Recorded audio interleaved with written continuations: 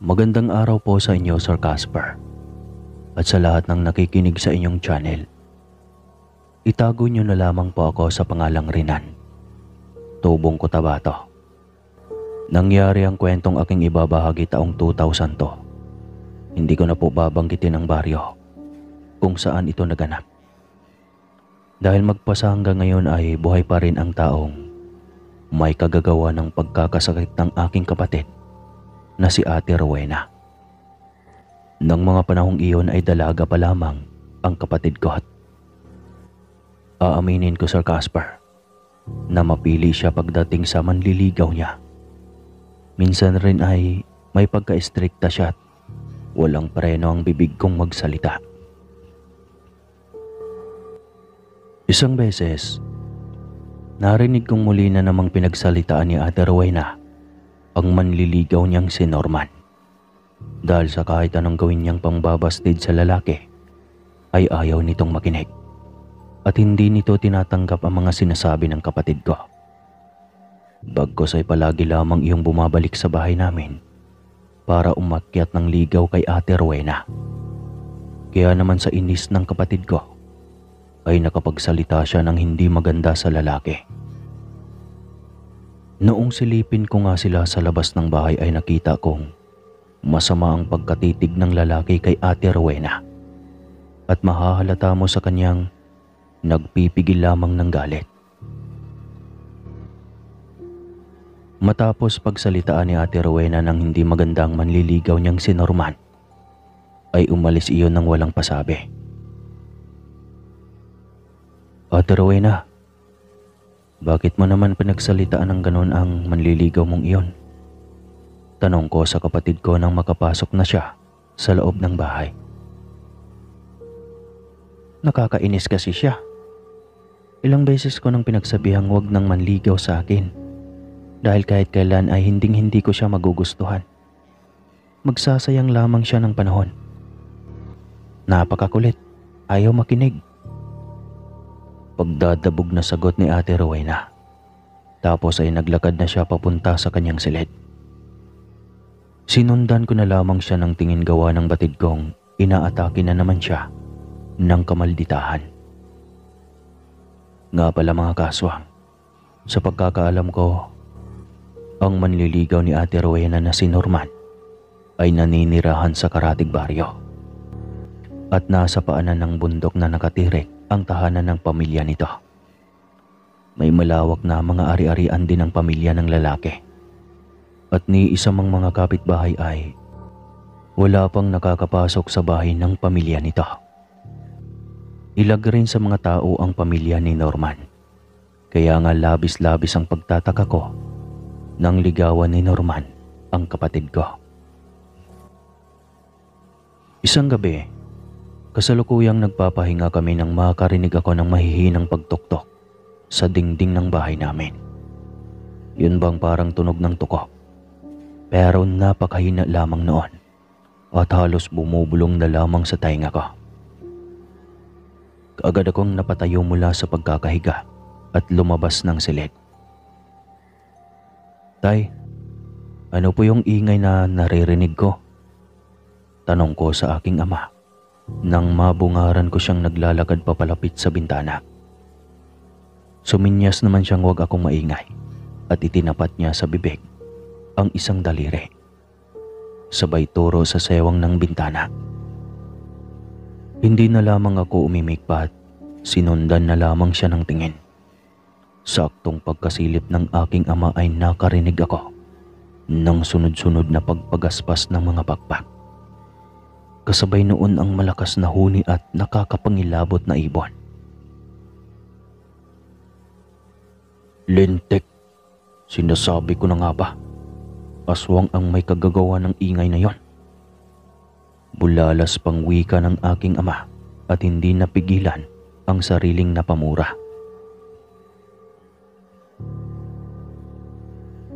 Aswang? Aswang ho? Bakit naman tayo inaaswang? Huwag mong sabihing buntis si nanay, ang tanda-tanda niya na. Kinutungan naman ako ng aking ama at nagwikang, "Sira ulo ka talagang bata ka. Papaanong mabubuntis ang nanay mo? Nagmiminopos na iyon. Bakit nga po tayo inaswang, tay? Wala namang may sakit sa atin. Saad ko muli sa aking ama. Hindi ko alam. Hayaan mo at magtatanong-tanong ako bukas. Baka may buntis sa kapitbahay natin. Kaya nagawi ang aswang na yun dito sa bahay natin. Tugon ng aking ama. Siya, sige na. Bumalik ka na sa kwarto mo at matulog na. Utos sa akin ng aking ama. Tumango naman ako at pumasok na nga sa silid ng kwarto ko. Kinabukasan, maaga pa lang ay nakita ko nang nag-uumpukan ng mga kapitbahay namin sa labas. Naririnig kong pinag-uusapan ng mga iyon ang tungkol sa narinig nilang nakakakilabot na huni ng ibon. Narinig ko pa ngang nagwika si Aling Duday na sa tanang buhay niya ay noon pa lamang umano siya nakarinig ng ganoong huni. Tumanda na lamang siya sa mundong ibabaw pero ni minsan ay hindi niya pa naririnig ang nakakakilabot na huni ng ibong iyon. Grabe, hindi ako makapaniwalang makarinig ng ganoon. Nagtaasan talaga ang mga balahibo ko sa buong katawan kagabi at halos hindi na ako makatulog buong magdamag. Dagdag pang wika nito. Hindi ko na pinakinggan pa ang sumunod na usapan nila. Pumunta na ako sa kusina para magtimpla ng kape. Matapos magtimpla ay umupo ako sa may bintana at pinagmamasdan lamang ang mga nag-uumpukang kapitbahay. Maya-maya pa ay napako ang paningin ko sa isang lalaking nakatayo sa di kalayuan. Sandali ko pang tinitigan iyon para alamin kung sino. Naramdaman ko kasing kakaiba ang pagkatitig nito sa gawin ng kapatid kong si Ate Rowena na kasalukuyang nakikiusyoso rin sa usapan ng mga kapitbahay. Noon ngang matitigan ko ng maigi ang lalaki, ay napagtanto kong iyon ang lalaking manliligaw ni Ate Rowena na si Norman. Sa di sinasadya ay nagsalubong ang aming paningin at ngumisi iyon ng nakakatakot. Tapos ay naglakad na palayo. Lokong animal yun ah. Ngumisi pa naman ang nakakatakot. Baliw yata ang putik. Sambit ko pa sa sarili. Matapos kong makapagkape ay nag-ayos na ako para makapasok na sa trabaho. Sa paglipas ng mga araw, habang naglalakad ako pa uwi galing sa trabaho, ay nakita kong kausap na naman ni Ate Rowena ang lalaking si Norman. Nakita kong parang naiirita na naman ang kapatid ko at nakakunot pa ang mga noong nakataas ang kilay. Akmang lalagpasan ko na lamang sana ang kapatid ko nang marinig kong nagsalita ang lalaki. Hindi ako titigil hanggat hindi ka mapapa sa akin, Rowena. Tandaan mo yan. Abay, loko tong lalaki to ah. Namimilit ba naman? Sambit ko sa sarili. Bingi ka ba? Ilang beses ko bang sasabihin sa iyong tigilan mo na ako? Ayaw ko nga sa'yo. Rinig kong tugon ng kapatid ko. Akmang sasagot pa sana ang lalaki pero agarang tinawag ko na ang kapatid ko. Nakita ko kasing naikuyom na ng lalaki ang kamao nito. At kahit nakatalikod ito mula sa kinaroroonan ko, ay nararamdaman kong galit na ito at masama na ang pagkatitig sa kapatid ko. Nakita ko kasing bahagyang napaatras si Ate Rowena at tila ba gulat na gulat ang mga matang napatitig sa kausap nito. Ate Rowena, bakit nandito ka sa labas? Tara, sabay na tayong umuwi. Wika ko sa kapatid ko pagkalapit at hinawakan na ang kamay nito at naglakad na kami palayo. Ni hindi ko na nga tinapunan ng tingin ang lalaki dahil naiinis na rin ako sa kakulitan nito. Ano bang problema ng lalaking iyon? Bakit kinukulit ka pa rin? Tanong ko sa kanya nang makalayo na kami. Ewan ko ba doon? Buwisit ang lalaking yon. Ang kapal ng muka. Kaya tanong sabi ko ay ayaw pa rin makinig. Saan kaya siya humugot ng lakas ng apog para magpakita pa sa akin? Pagkatapos kong tanggihan ang panliligaw niya. Tugon ni Ate Rowena.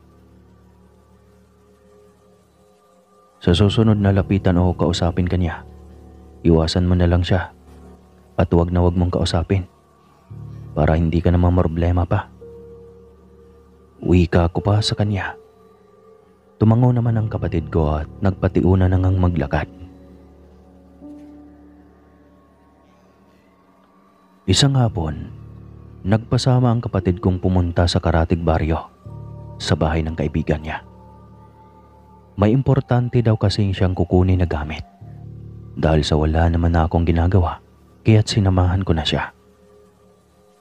May tinaka kaming daang walang kabahayan at sa tansya ko ay halos 20 minutos rin iyon.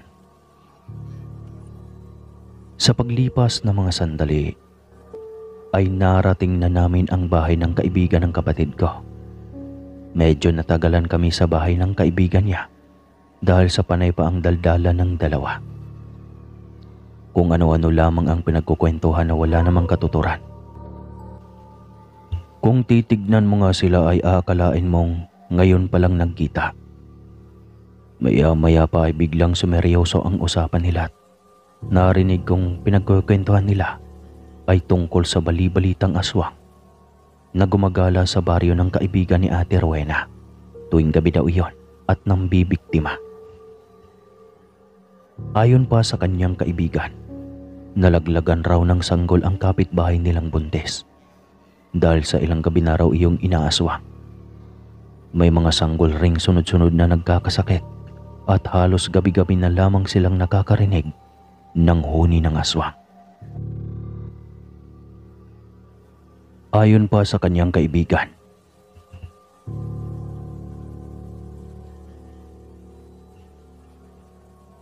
pa sa kanyang kaibigan, nalaglagan raw ng sanggol ang kapitbahay nilang buntis dahil sa ilang gabi na raw iyong inaaswang. May mga sanggol ring sunod-sunod na nagkakasakit at halos gabi-gabi na lamang silang nakakarinig ng huni ng aswang. Talaga ba? Ang ibig mong sabihin, totoo pala ang mga aswang na yan? Bulalas pang wika ng kapatid ko. Oo, totoo yun. Kahit ako nga hindi rin makapaniwalang totoo palang may aswang. Pero noong nakarinig ako ng huni ng wakwak at nagkagulo sa labas ng bahay namin, doon ako naniwalang totoo talaga ang aswang. Tugon pa ng kaibigan ni Ate Rowena. Napamaang na lamang ang kapatid ko at maging ako man ay hindi makapaniwala sa mga narinig. Tinanong naman ng kapatid ko kung alam ba nila kung taga saan ang aswang na nanggagambala. Ang sabi-sabi raw, taga rito lang daw, dun sa dulo ng baryo na ninirahan. Yung bang malapit sa paanan ng bundok? Tugon ng kaibigan niya. Sandali akong napapaisip kung sinong pamilya ang tinutukoy ng kaibigan ni Ate Rowena. Dahil sa pagkakaalam ko, ay ang manliligaw ni Ate Rowena na si Norman lamang at ang pamilya nito ang naninirahan sa dulo ng baryong iyon. Teka, di ba doon nakatira ang manliligaw mo? Tanong ng kaibigan niya sa kanya. Tumango naman ang kapatid ko at napakunot nooring nagwika. Oo nga no, sa pagkakaalam ko ay sila lamang ang naninirahan doon. Hindi kaya? Hindi na naituloy pa ang sasabihin ng kaibigan ni Ate Rowena.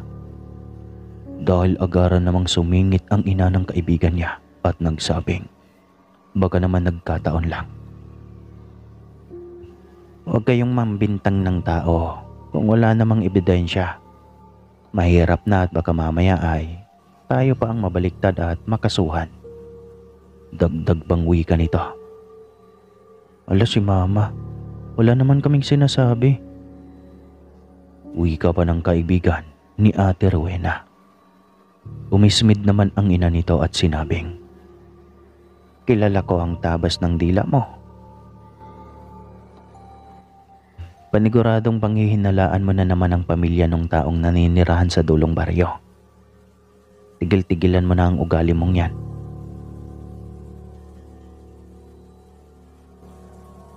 Inirapan lang naman ito ng kaibigan ni Ate Rowena at pagkatapos ay ang kapatid ko na ang hinarap at nagpatuloy na sa pagkikipagkwentuhan. Magtatakip silim na nang matapos silang magkwentuhan. Kaya naman nakaramdam na ako ng inis sa kapatid ko at nagdabog habang naglalakad pa uwi. Ano ka ba naman ate? Ang tagal mo namang makipagkwentuhan. Inis kong sambit. Humingi naman ng pasyensya ang kapatid ko at nagwikang dalian na lamang naming maglakad. Mabuti na lamang talaga at may buwan ng mga gabing iyon. Kaya hindi kami nahirapang maglakad dahil maliwanag ang tinatahak naming daanan. Walang imik na nga kaming naglalakad pa uwi. Pero noong nasa bandang wala ng kabayan, ay ganoon na lamang ang gulat ko nang may marinig akong mga yabag ng paa na animoy nakasunod sa amin. Sa tuwing nililingon ko naman ang ingay na naririnig ko, ay wala akong nakikita. Isa pa, tumatahimik ang mga yabag na naririnig ko. Kaya naman nagpatuloy na lamang kami sa paglalakad ni Ate Rowena. Maya-maya pa, bigla na lamang kaming nagulat at napahinto nang matanaw ko ang bultahe ng taong nakatayo sa unahang bahagi. Nakita kong dahan-dahang umatras ang kapatid ko at papalapit sa akin. Tapos ay nagtanong siya kung nakita ko raw ba ang nakikita niyang bultahe ng tao.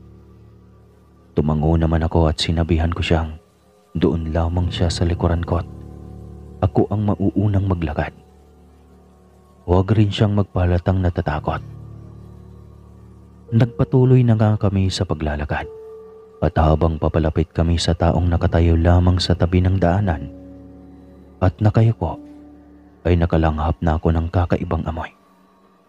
Sobrang baho noon at halos masuka na nga ako sa nalanghap kong napakasangsang na amoy. Noon nga mga ilang hakbang na lamang ang pagitan ay natitigan kong maigi ang bultahe ng taong nakita namin. At iyon ay walang iba kundi ang manliligaw ng kapatid ko na si Norman.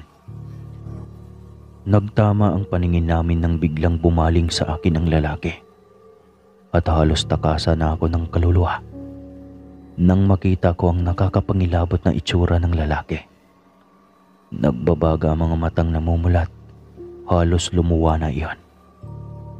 Nagtayuan na rin ang mga balahibo nito sa katawan at unti-unting nagsisipag-usbungan. Akalain mong balahibo ng asong nagtatayuan.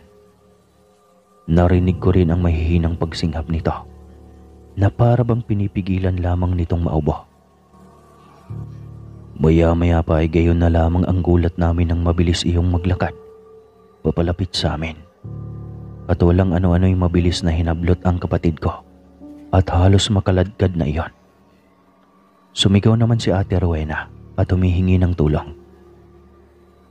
Hoy demonyo ka! Bitawan mo ang kapatid ko at ako ang harapin mong animal ka. Sigaw ko sa lalaking patuloy pa ring humahatak sa kapatid ko. Hindi man lang pinakinggan ng animal ang sinasabi ko. Kaya't ang ginawa ko ay pumulot ako ng may kalakihang bato at nilapitan ko ito at malakas na pinukpok sa ulo.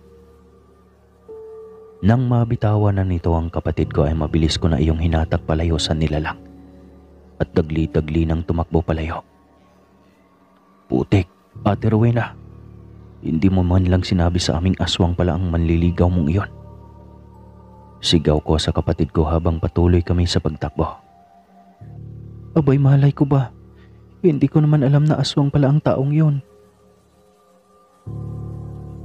Tugon ng kapatid ko. Ilang sandali pa ay nakaramdam na kami ng mabilis na mga yabag ng paang mabilis na tumatakbo at lumalagidlid sa may talahibang daanan. Kaya mas binilisan ko pa ang pagtakbo at kahit anong mangyari ay hindi ko binitawan ang kamay ng kapatid ko. Batid ko kasing ang kapatid ko ang punteriya ng aswang na iyon, kung kaya't hinahabol kami. "Ate, bilisan mo ng pagtakbo mo. Dali na!" Sigaw ko sa kapatid ko at halos makaladkad ko na siya sa bilis ng pagtakbo namin. Noon ngang sinubukan kong lingunin ang humahabol sa amin, ay may nakita akong dambuhalang pusang kasinlaki ng asong humahabol sa amin. Panay ng pag-angil noon at sobrang nakakakilabot pakinggan. Maya-maya pa ay may sumigaw mula sa unahang bahagi ng daanan at sinabihan kaming magmadali ng tumakbo. Nabosesan ko ang lalaking sumisigaw at sa pandinig ko ay boses iyon ng aming ama.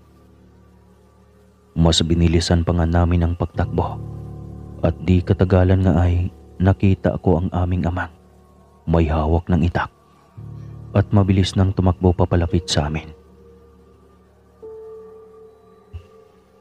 Pagkalapit namin ay diretso nang tumakbo ang aming ama at noong makalagpas na nga sa amin ay nilingon ko ayon. Nakita kong mabilis niyang iniawang ang itak at walang habas na tinaga ang dambuhalang pusa. Sakto iyong natamaan sa baraso, kung kaya naman ay mabilis na iyong tumakbo palayo. "Animal ka, napakaduwag mo palang buwisit ka. Lumapit ka sa akin at tayo ang maglalaban. Hindi ang mga anak kong walang kalaban-laban. Ano? Bakit ka tumakbo palayo?" Sigaw ng aming ama at hinahataw sa ere ang itak. "Tay, halina po kayo. Umuwi na tayo." Sigaw ko sa aking ama at sandali iyong nilapitan at inaya na. Noon ngang tuluyan nang tumahimik ang buong paligid ay tsaka pa lamang sumunod sa amin si tatay at nagpatuloy na nga kami sa paglalakad. Nawala na rin ang tensyon sa kapaligiran. Habang naglalakad nga kami ay sinabi ko sa aking ama ang tungkol sa nilalang na humahabol sa amin at ang manliligaw ni Ate Rowena ay iisa lamang. Galit na galit naman si tatay at akmang susugod sana sa dulong baryo. Pero mariing pinigilan ni Ate Rowena dahil baka mapano siya. Kinabukasan nga mga kaswang ay pinuntahan ni tatay ang bahay ng manliligaw ni Ate Rowena. Ayon pa nga sa aking ama ay wala na roon ang lalaki at tanging ang pamilya lang nito ang siyang humarap sa kanya at humingi ng tawad. Dahil sa wala namang mapapala ang aking ama, kung kaya't pinagbantaan niya na lamang ang mag-asawang kapag nagpakita pa sa amin ang anak nila, ay may kalalagyan umano iyon at walang sisihan kung sakali mang mangyari iyon. Simula nga noon, Sir Caspar, ay hindi na namin nakita pa ang aswang na manliligaw ng aking kapatid. Hanggang sa ngayon ay may sarili na kaming pamilya ay hindi ko na talaga nakita ang lalaking iyon. Sa ngayon po ay buhay pa rin ang pamilyang iyon at nananatili pa rin nakatayo ang bahay nila. At sa tingin ko ay mas lalo silang yumaman. Hanggang dito na lamang ang aking kwento, mga kaswang. Maraming salamat po sa lahat ng nakikinig sa aking kwento. Muli po, ako po si Rinan ng Cotabato.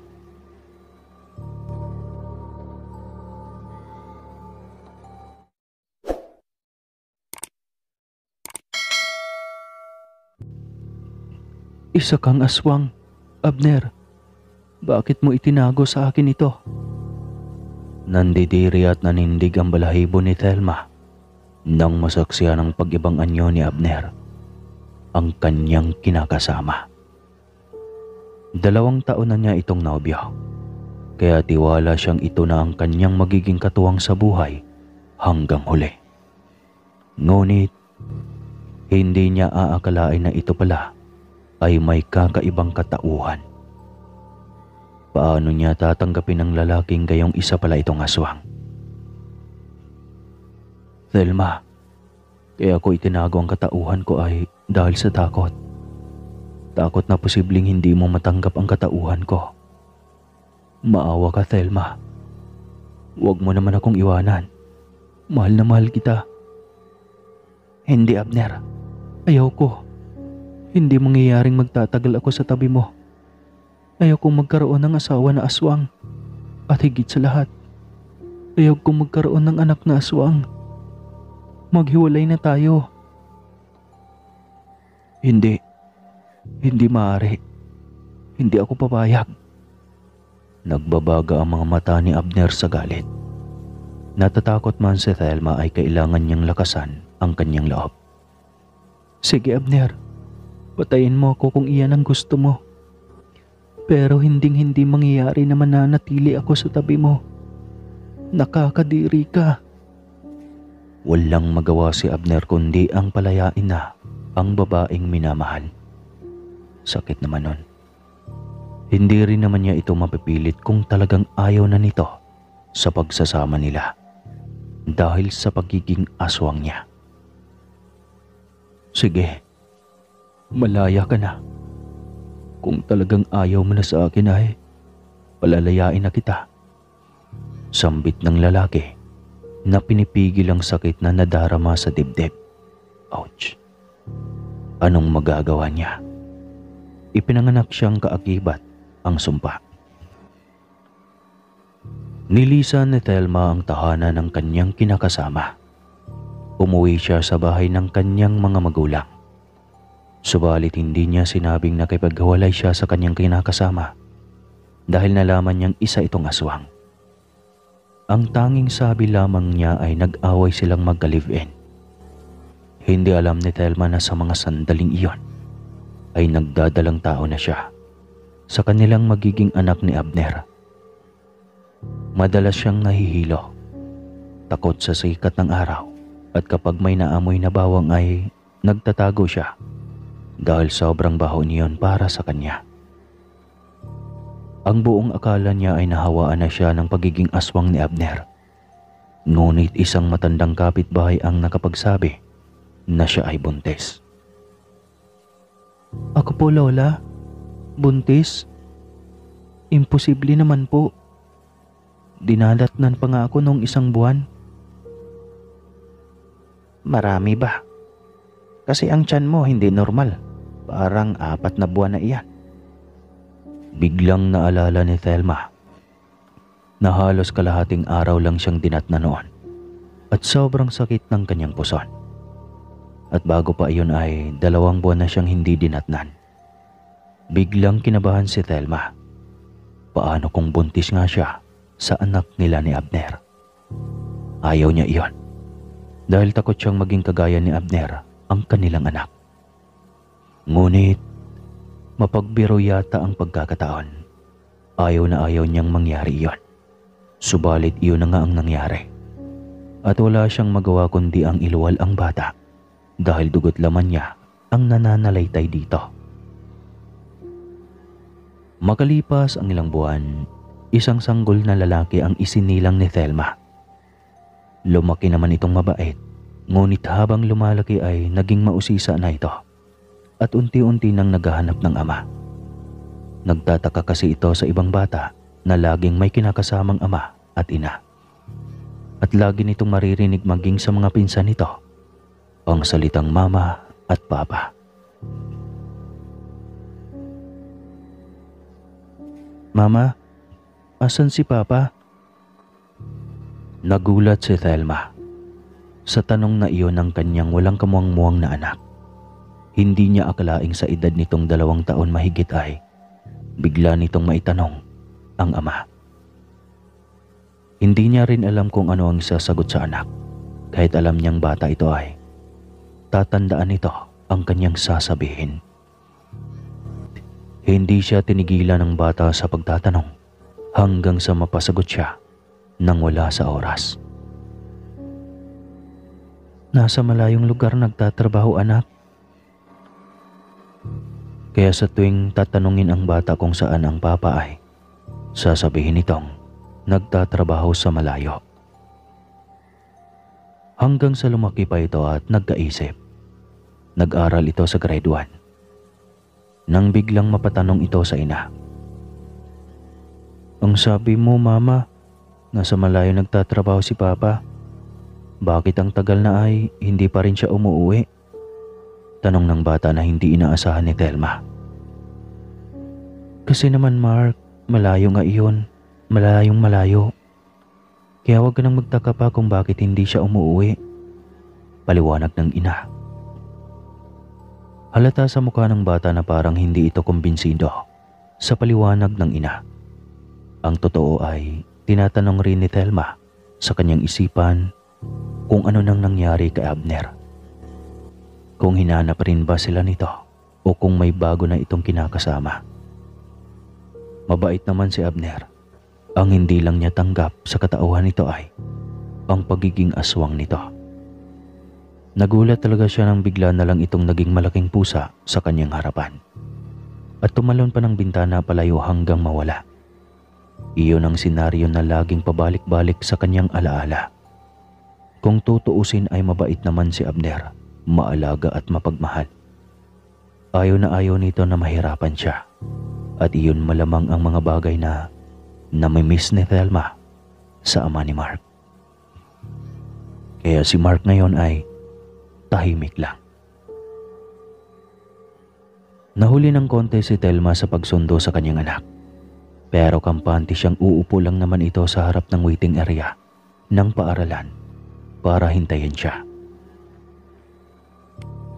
Pagdating niya doon ay masayang nakangiti ang kanyang anak. Ngunit nagtaka siya dahil may hawak itong bagong laruan. Mark, saan mo nakuha yan? Ibalik mo yan sa may-ari. Akin po ito, Mama. Bigay sa akin ng kaibigan ko. Kwento ng bata. Kaibigan? Sinong kaibigan? Mahal yan ah. Naku Mark, huwag kang magsinungaling. Kanino mo kinuha yan? Hindi ko nga po ito kinuha lang, Mama. Bigay sa akin ito ni Kuya, ang bago kong kaibigan. Napabuntong hininga na lamang si Thelma. Talagang pinanindigan ng anak na kanya ang laruan. O sige, sinong kaibigan yan, Aber? Tanong niya sa bata. Umalis na eh. Bukas daw, dadalawin niya ako ulit. Nangunot ang noo ni Thelma sa sinabi ng anak. Bigla siyang naging alarma at baka sindikato ang sinasabi nitong kaibigan. Baka kinukuha lang ang loob ng kanyang anak at saka kikidnapin para naman hindi ito mahihirapan pa na dalhin. Mark, huwag kang magtiwala sa kahit kanino ha. Baka sabihin ng taong yan na sumama ka sa kanya dahil sa ganito o ganyan. Huwag na huwag kang sumama. Paalala niya sa bata. Oo naman Mama, mabait sa akin si Kuya. Sinabi na rin niya sa akin iyan na kahit sino raw ang mag-iya sa akin na pumunta kahit saan. Huwag akong sumama hanggat hindi ka kasama. Kahit pa nga daw siya ang mag-aaya sa akin, basta hindi ka kasama ay huwag daw akong sumama para hindi ako mawawala. At hindi ka rin po mangangamba Mama. Kumunot ang noo ni Thelma. Nagkaroon na tuloy siya ng interes na kilalanin kung sino ang sinasabi ng bata na kaibigan nito. Hindi rin niya maabutan dahil tuwing labas niya sa trabaho ay 30 minutos ng uwian ng anak. Idagdag pang biyahe niya na nasa 30 minutos din. Isang oras din talaga bago siya makarating sa paaralan. Kaya mahabang pagkikipag-usap din sa estranghero ang magagawa ni Mark. May isang beses na rin na habang papunta siya sa paaralan ay isang pamilyar na bulto ng isang lalaki ang kanyang namataan. Pamilyar sa kanya ang tindig at lakad nito. Hindi niya nakita ang mukha dahil nakasombrero ito. Binundol ng kaba ang dibdib ni Thelma. Hindi niya maipaliwanag ang kanyang nararamdaman sa mga sandaling iyon. Lakad-takbo siyang patungo sa waiting area kung saan madalas naghihintay ang anak. Lumuwag ang kanyang dibdib nang makita ang mukha ng nakangiti niyang anak. Mama, bakit ganyan ang mukha mo? May problema ka ba? Tanong ng bata. Wala naman anak. Masaya lang ako dahil masaya ka. Hindi ka naman mukhang masaya mamay. Nagulat siya sa sinabi ng bata. Ang ganoong edad pala ay marunong nang magbasa ng ekspresyon. Tinanong na lamang niya dito ang bagay na kanina pa niya nais itanong. Ang kaibigan mo bang si kuya mo nandito kanina? Ay, opo mama. Sana nagmadali ka. E di sana naabutan mo siya. Mas lalong kinabahan si Thelma. Mukhang tama nga ang kanyang hinala. Ibig sabihin ay nakasubaybay lang sa kanilang buhay si Abner. Hindi na tuloy niya alam ang kanyang gagawin. Gusto niyang ilayo ang bata, subalit alam niyang maging ang tirahan nila ay alam na nito. Magulong-magulo ang isip ni Thelma ng mga sandaling iyon. Wala na nga yata siyang magagawa pa. Talagang naghahanap na ng paraan si Abner na makuha ang loob ng anak. Ang ikinakatakot niya ay baka bigla na lang nitong ilayo si Mark sa kanya. Nakawin nang wala siyang kaalam-alam. Kaya kinabukasan ay nagdesisyon siyang lumiban sa trabaho. Kailangan niyang mahuli si Abner na nakikipagkita sa anak. At gusto niya itong makausap muli. Nang tanghaling iyon nga ay nagkukubli lang si Thelma. Naghihintay sa pagdating ng taong inaasahan niya. Hindi nga siya nabigo dahil ilang sandali lang ang lumipas ay dumating na ito. Nag-aabang sa paglabas ng anak nito sa gate. Nilapitan niya ito at hindi man lang siya nito naramdaman. Sabi ko na nga ba? Galit na wika ni Thelma. Nagulat pa ito nang mapalingon sa kanya. Thelma, kailan mo pa kami sinimulang sundan? Tanong niya sa lalaki. Matagal na. Ang gusto ko lang naman ay makasama ang anak ko, Thelma. Huwag mo namang ipagkait na ipakilala siya sa akin. Abner naman, alam mo kung ano ka, di ba? Maawa ka naman sa anak natin. Kaya nga, Thelma, anak natin si Mark. Nananalaytay sa kanya ang aking dugo. Anong sa akala mo? Hindi mabubuhay sa dugo niya ang sumpang nakabalot sa akin. Natahimik si Thelma. Alam niya kung ano ang ibig sabihin ng lalaki at hindi niya matanggap na magiging ganoon din ang kanyang anak. Sa huli ay wala siyang magawa kundi ang ipakilala ang anak sa ama nito. Sobrang tuwa ng bata dahil ama pala niya ang mabait na kuya niya sa eskwelahan na laging may dalang laruan para sa kanya. Simula noon ay mas madalas na silang nagkasama hanggang sa naging tunay na binata na si Mark.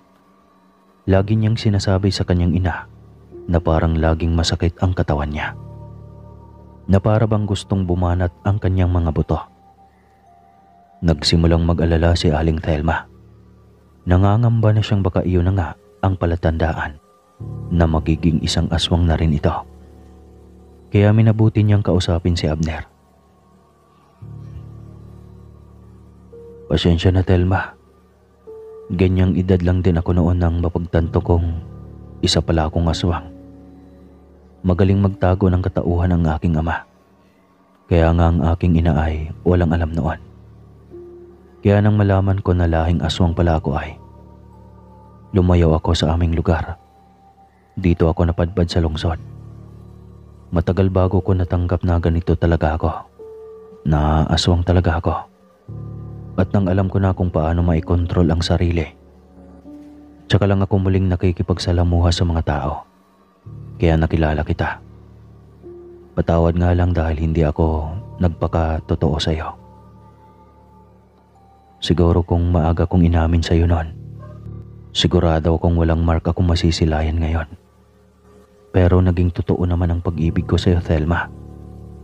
Naramdaman mo rin iyon, di ba? Hindi nakasagot si Thelma. Muling bumigat ang kanyang dibdib. Pakiwari niya ay walang puwang sa kanyang buhay ang kaginhawaan. Lagi na lang ay magulo ang kanyang buhay. Nagsimula lang naman iyon nang umibig siya sa isang aswang. At ngayon maging ang kanilang anak na si Mark ay pagdusahan na rin ang pagiging aswang.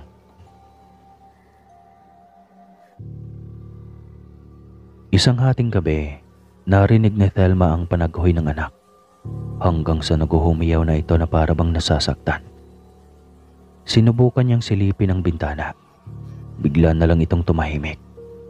Nang makita niya ang mukha nito ay napatakip siya ng bibig. Napakapangit ng mukha ng kanyang anak. Nagbabaga pa ang mga mata. Sobrang nakakatakot. Lumabas ito kaya sinundan niya ng kanyang tingin. Nang tuluyan na itong makalabas ay sa munting sewang ng bintana niya ito sinilip. Ang pangit ng huni nito. Parang baboy na para rin kuneho na nasasaktan. Hindi maintindihan ang huni nito.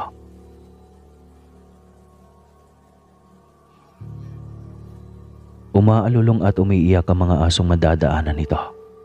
Umaatras na tila ba natatakot sa mukha nitong halimaw. Nagulat si Thelma nang bigla na lang nitong dinakip at nilamon ang nakataling tandang ng kapitbahay. May balahibo pa ay pinasok na nito sa bibig ang manok kaya naduwal ang ginang. Pinilit na lamang niyang pigilin ang pagduwal upang hindi marinig nito. Ngunit nagising ang kanilang kapitbahay nang marinig ang iyak ng manok. Pinailawan ito ng flashlight at nakita talaga ng mga ito ang mukha ni Mark sa aswang na anyo. "Pusang kalang aswang na ito! Akin na ang baril!" sigaw nito. Biglang nataranta si Thelma ngunit hindi rin siya dapat mag-ingay. Mabuti na lang at bago napaputukan ng baril si Mark ay nakatakas na ito. Alam ni Thelma na lumiliit na ang mundo ng anak niya kaya nag-alala na siya para dito. Hindi siya nakatulog sa pag-alala kung saan na nakarating ang kanyang anak. Puno ng pangamba ang kanyang puso at ang tanging nagagawa na lamang niya sa mga sandaling iyon ay ang magdasal ng magdasal.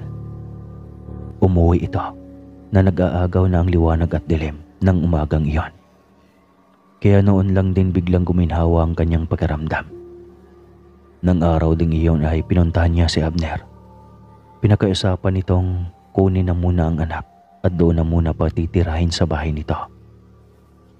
Pareho ang mga itong aswang kaya malamang ay kaya nitong protektahan ang anak. "Huwag kang mag-alala, Thelma. Ako na ang bahala sa anak natin. Tsaka huwag kang mag-alala masyado.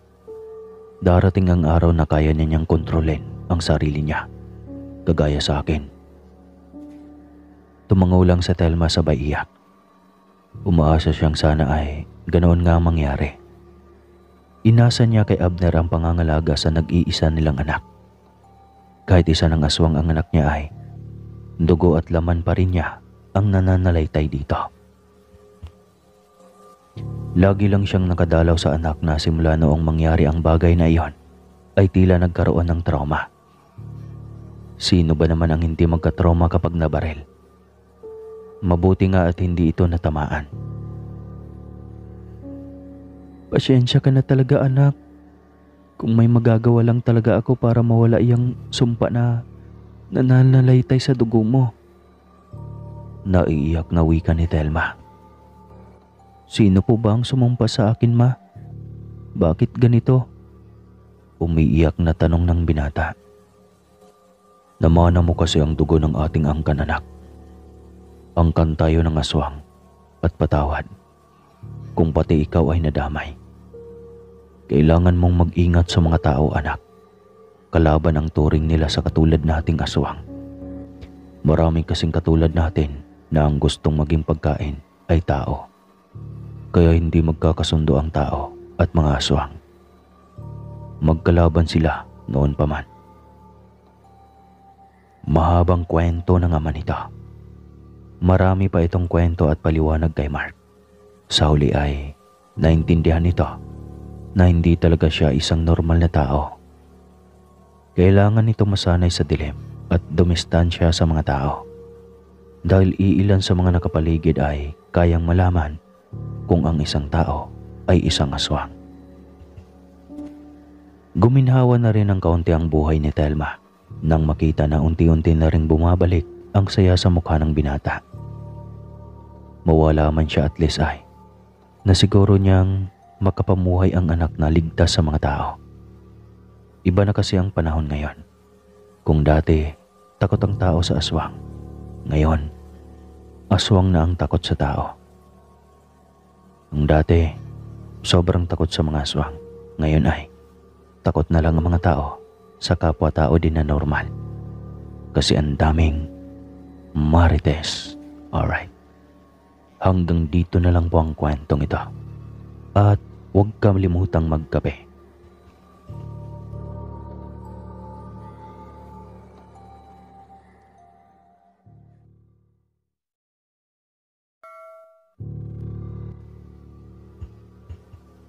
Binabati ko po kayo ng mapagpalang araw po sa inyong lahat, mga kaswang. Tawagin niyo na lamang po ako sa pangalang Mario. Nakatira dito sa lalawigan ng Aboyog, Leyte. Ang kwentong aking ibabahagi sa inyo ay hango sa tunay kong karanasan. Noong minsang bumisita kami ng aking mga magulang sa probinsya ng aking ama sa isang baryo sa parte ng Masbate. Bunso po ako sa 3 magkakapatid, mga kaswang, at ako lang po ang tanging nag-iisang lalaki. Bali, mga kaswang, nangyari ito dekada 90. Ang edad ko po noon ay 14 na taon pa lamang. Dahil sa nalalapit na ang araw ng piyesta sa probinsya ng aking ama, kung kaya't nag-aya ang aking amang bumisita kami sa kanilang lugar. Isa pa ay matagal-tagal na rin umano kaming hindi nakakadalaw sa bahay ng kanyang mga magulang. Bago pa man lang siya pumunta sa Maynila ay bumisita daw kami sa bahay ng kanyang mga magulang para mangamusta at makapiesta na rin. Matapos kong malaman iyon ay hindi ko napigilang matuwa dahil sa iyon pa lamang ang unang pagkakataong makita ko ang mga lolo at lola ko, Sir Casper, sa side ni Papa. Kaya naman kinagabihan ay excited ako at halos hindi ako makatulog. Ang aking ina naman ay naghahanda na ng mga gamit dahil kinabukasan ay bibiyahe na kami patungong Masbate. Kinaumagahan nga ay agad na kaming bumiyahe patungo sa probinsya ng aking ama. Dahil sa excited din pala ang mga kapatid ko, kung kaya't hindi na kami nakaramdam ng pagkabagot sa napakahabang biyahe. Sa halip ay naaliw akong pagmasdan ang mga naggagandahang puno at mga tanawing bundok sa di kalayuan ng mga nadadaanan namin. Makalipas ang mahabang oras ay tuluyan na naming narating ang probinsya ng mga magulang ni tatay. Naging maayos naman ang una at pangalawang araw namin. Tuwang-tuwa ang mga magulang ni tatay dahil sa wakas ay nakapagbakasyon na rin kami sa kanilang lugar. Ang buong akala umano nila ay nakalimutan na silang bisitahin ng aking ama. Siya nga po pala, mga kaswang, kaunting paglalarawan ko lang sa probinsya po ng aking ama. Yung bahay po ng mga magulang ni tatay ay gawa lamang sa tabla ang sahig, maging ang dingding rin. May pangalawang palapag rin po ito kung saan naroroon ang mga kwarto. Sa unang palapag kasi ay sala nila at kusina. Bale, tulugan at bihisan lang po ang pangalawang palapag nila. Yero rin ang bubungan at napapalibutan ng mga naglalakihang puno ng iba't ibang prutas ang gilid ng kanilang bahay. Masasabi ko pong masarap tumira sa kanilang probinsya. Napakatahimik at malamig ang simoy ng hangin.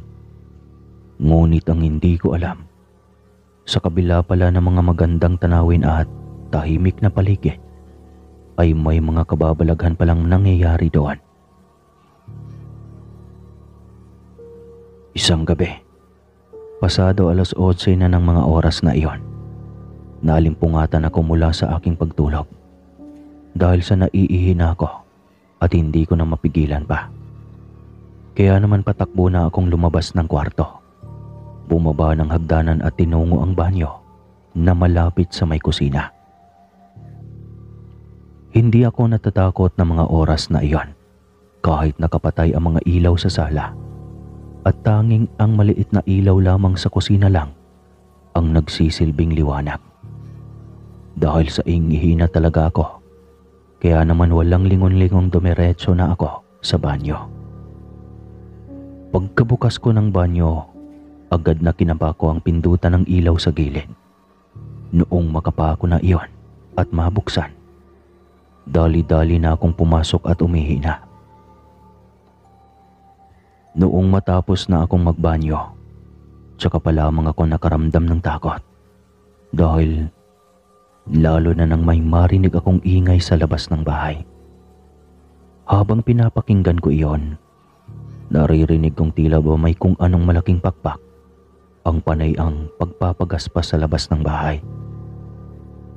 Sa di malamang dahilan ay naging maalinsangan na ang buong paligid at nagtayuan talaga ang mga balahibo ko sa katawan. Dahil sa nakaramdam na ako ng takot ay mabilis na akong kumaripas ng takbo at halos liparin ko na ang dinaraanan ko. Makarating lamang ako sa loob ng kwarto namin.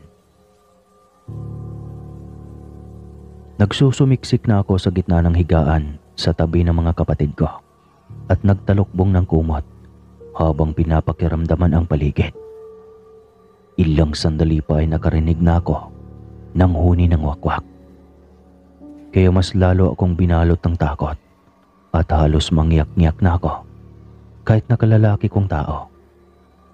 Nakakahiyamang aminin pero iyon ang totoo mga kaaswang.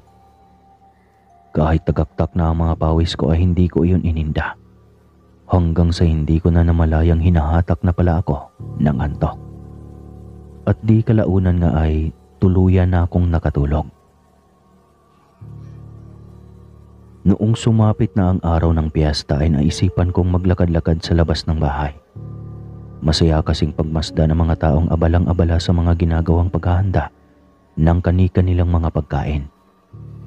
May mga nagluluto sa labas ng bahay gamit ang mga naglalakihang kawali at kaldero. Ang iilan naman ay may nagkakatay ng baboy. May nag-iihaw habang nag-iinuman at masayang-masaya ang mga iyon. Sa pagmamasid ko sa mga taong nagkakasayahan ay hindi ko na malayang napapalayo na pala ako sa bahay. Hanggang sa ilang sandali pa ay may biglang may nagsalita mula sa aking likuran. "Anong ginagawa mo dito?" Garalgal na boses ng matandang lalaki ang aking narinig. Bahagya akong kinalabutan na at nagtaasan ng mga balahibo ko sa batok at bumilis ang tibok ng aking dibdib. Kaya agad akong lumingon sa pinanggagalingan ng boses. Nang makita ko na ang nagsasalita kanina, nanlaki ang aking mga mata at napakunot noo. Nasaan na yung matandang nagsasalita? Tanong ko pa sa aking isipan. Dahil hindi matandang lalaki ang naroroon sa aking likuran. Bagkus ay lalaki iyon na nasa tansya ko ay nasa 30 mahigit pa lamang ang edad nito. "Anong ginagawa mo dito? Mukhang nag-iisa ka lang bata." Nakangising tugon ng lalaki. "Bagong salta ka lang dito ano? Ngayon lang kasi kita nakita dito. Gusto mo bang sumama sa akin? May mga handa rin kami sa bahay at masasarap iyon." Wika pa ng lalaki. At sa pagkakataong iyon ay masama na iyong nakatitig sa akin na para bang may nagawa akong kasalanan sa lalaki. Hindi ho. May mga handa rin naman po sa bahay ng lolo ko. Naglalakad-lakad lang ako at pinagmamasdan ang paligid." Tugon ko habang pinipigilang huwag marinig ng lalaki ang dumadagandong na kaba sa aking dibdib. "Sige na iho, Sumama ka sandali sa akin. Malapit lang naman ang bahay namin. Doon lang sa unahan. Marami kasi ang inihandang pagkain ng mga magulang ko at kakaunti lamang ang bisita namin. Wika pa ng lalaki at marahang naglakad papalapit sa akin. Tumanggi naman ako at marahan ding umatras. Dahil sa hindi malamang dahilan mga kaaswang ay parabang may bumubulong sa aking taingang huwag sumama sa lalaki. Parang may nagtulak sa aking huwag nang kausapin ang lalaki. Bumalik na sa bahay ng abuelo ko. Ilang sandali pa ay nasipat ko ang biglang pag-iba ng mga mata ng lalaki na parabang naging kawangis noon ang mga mata ng pusa. Subalit kulay pula lamang ang mga mata at parabang nagbabaga iyon. Noong ibalik kong muli ang paningin ko sa mga mata ng lalaki, ay nakangisi na iyon. Mario apo, nandito ka lang pala, bata ka. Isang malakas na boses ang narinig kong tumawag sa akin. Nang bumaling ako sa tumawag sa aking pangalan, ay ang abuelo ko pala iyon. Ay sus, na bata ka oh. Dapat hindi ka lumabas ng bahay nang walang kasama. Baka mamaya maligaw ka at mahirapang makabalik sa bahay. Paninirmo nito sa akin habang naglalakad papalapit. At dagdag pa niyang sabi, Halika na din eh. At kanina ka pa hinahanap ng iyong ama. Nandito ka lang palang, bata ka. Nang balingan ko ang lalaking nagtatanong kanina, napatanong na lamang ako sa aking sarili kung nasaan na iyon. Dahil sa bigla na lamang nawala. Samantalang kanina ay kaharap ko lamang iyon. Lolo, may nakita po ba kayong lalaki kanina sa harapan ko? Tanong ko sa abuelo ko nang sumunod na akong maglakad sa kanya. Ano bang pinagsasabi mo, apo? Wala naman akong nakikitang tao kanina. Mag-isa ka lang na nakatayo na hindi ko nga alam kung ano ang ginagawa mo doon. Aniya pa. Matapos sabihin iyon ng abuelo ko mga kaaswang, ay naisip kong baka mabilis na umalis ang lalaki, kaya't hindi lang napansin ni Lola. Kinahapunan, nakaramdam na ako ng panlalamig sa katawan at masakit na rin ang aking ulo. Nagpaalam muna ako sa aking amang iidlip na muna ako sa kwarto sandali. Tumango naman siya at nagsabing gigisingin na lang niya ako kapag kakain na. Agad naman akong umakyat sa kwarto para magpahinga na. Habang nakahiga na ako sa kwarto at nagpapahinga, ay pasama na ng pasama ang aking pakiramdam. Nagtalokbong na ako ng kumot sapagkat hindi ko na maimulat pa ang aking mga mata sa sobrang init na nararamdaman at hindi ko na mapigilang mangatog ang aking katawan. Makalipas ang ilang sandali ay naramdaman kong may nagbukas ng pintuan ng kwarto at nilapitan ako. Pinilit kong iminulat sandali ang mga mata at nakita ako ang aking ina pala ang umupo sa tabi ko at kinapa niya ang aking noo. Napakataas ng lagnat mo, anak. Ano bang pinaggagawa mo kanina at nilalagnat ka na ngayon? Tanong niya pa sa nag-aalalang boses. Dahil sa napakasama na ng pakaramdam ko, kung kaya't hindi ko na nagawa pang sumagot. Maya-maya pa ay naramdaman kong sandaling lumabas ng kwarto ang aking ina at pagbalik ay may dala na siyang gamot at pamunas. Noong inumin ko na ang pinapainom sa akin na gamot ng aking ina, hindi ko iyon malunok-lunok. Maski ang tubig ay ayaw rin tanggapin ng aking sikmura. Kapag nararamdaman kong lumalapat na iyon sa loob ng aking kalamnan, ay agad-agad kusang bumabaliktad ang aking sikmura. Diyos me, ano bang nangyayari sa iyo? Natatarantang tanong ng aking ina at muli siyang lumabas ng kwarto. Naririnig ko na lamang na tinatawag niya sina lolo at lola. Siguro mag-iisang oras din na nagpabalik-balik sa loob ng kwarto ang aking ina para tignan ang kalagayan ko.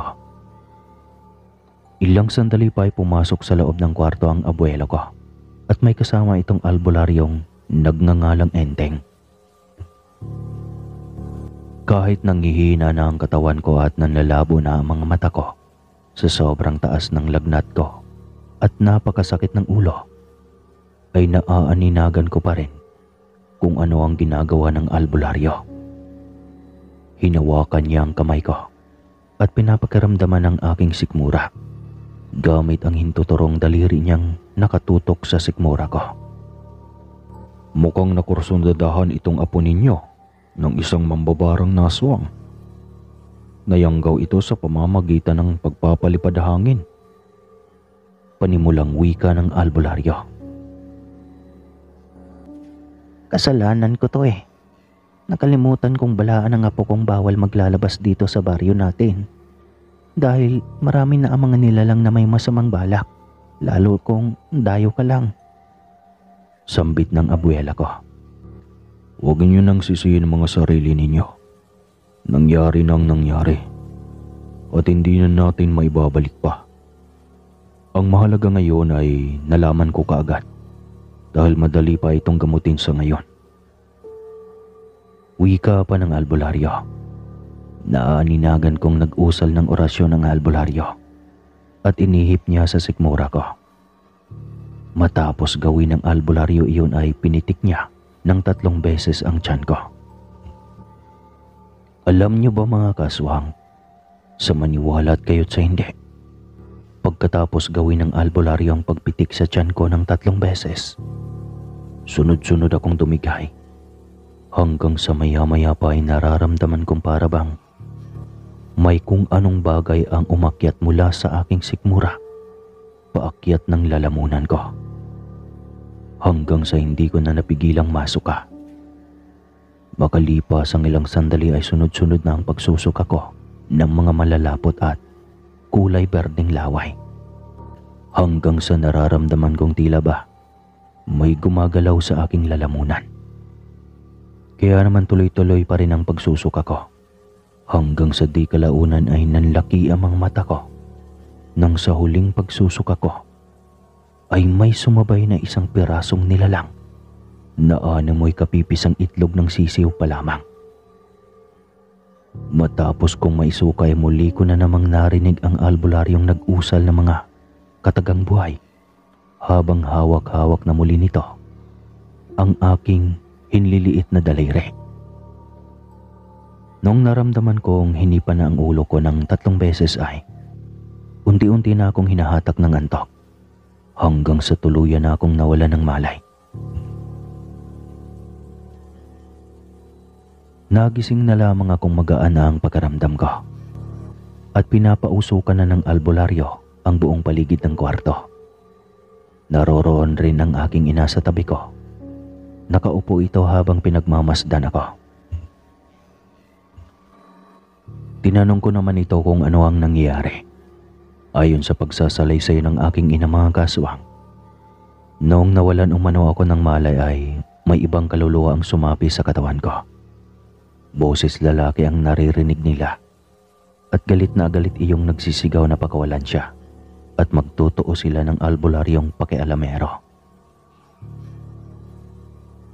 Buisit kang albularyo ka. Makikita mo kapag ako makawala dito. Ba't makikita ko yung pagmumukha mo? Paluluhain kita ng dugo.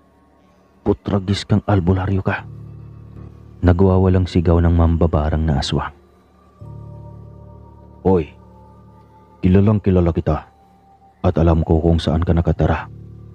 Kaya tigil-tigilan mo ko sa kaartihan mong animal ka.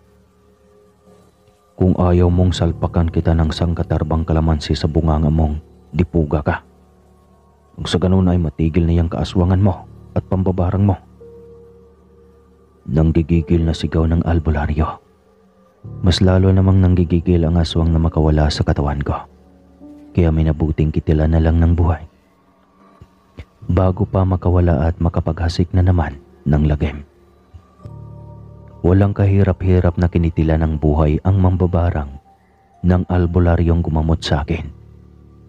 Nang matapos gawin iyon ng albularyo, ay doon pa lamang ako nagkaroon ng malay. Tapos na.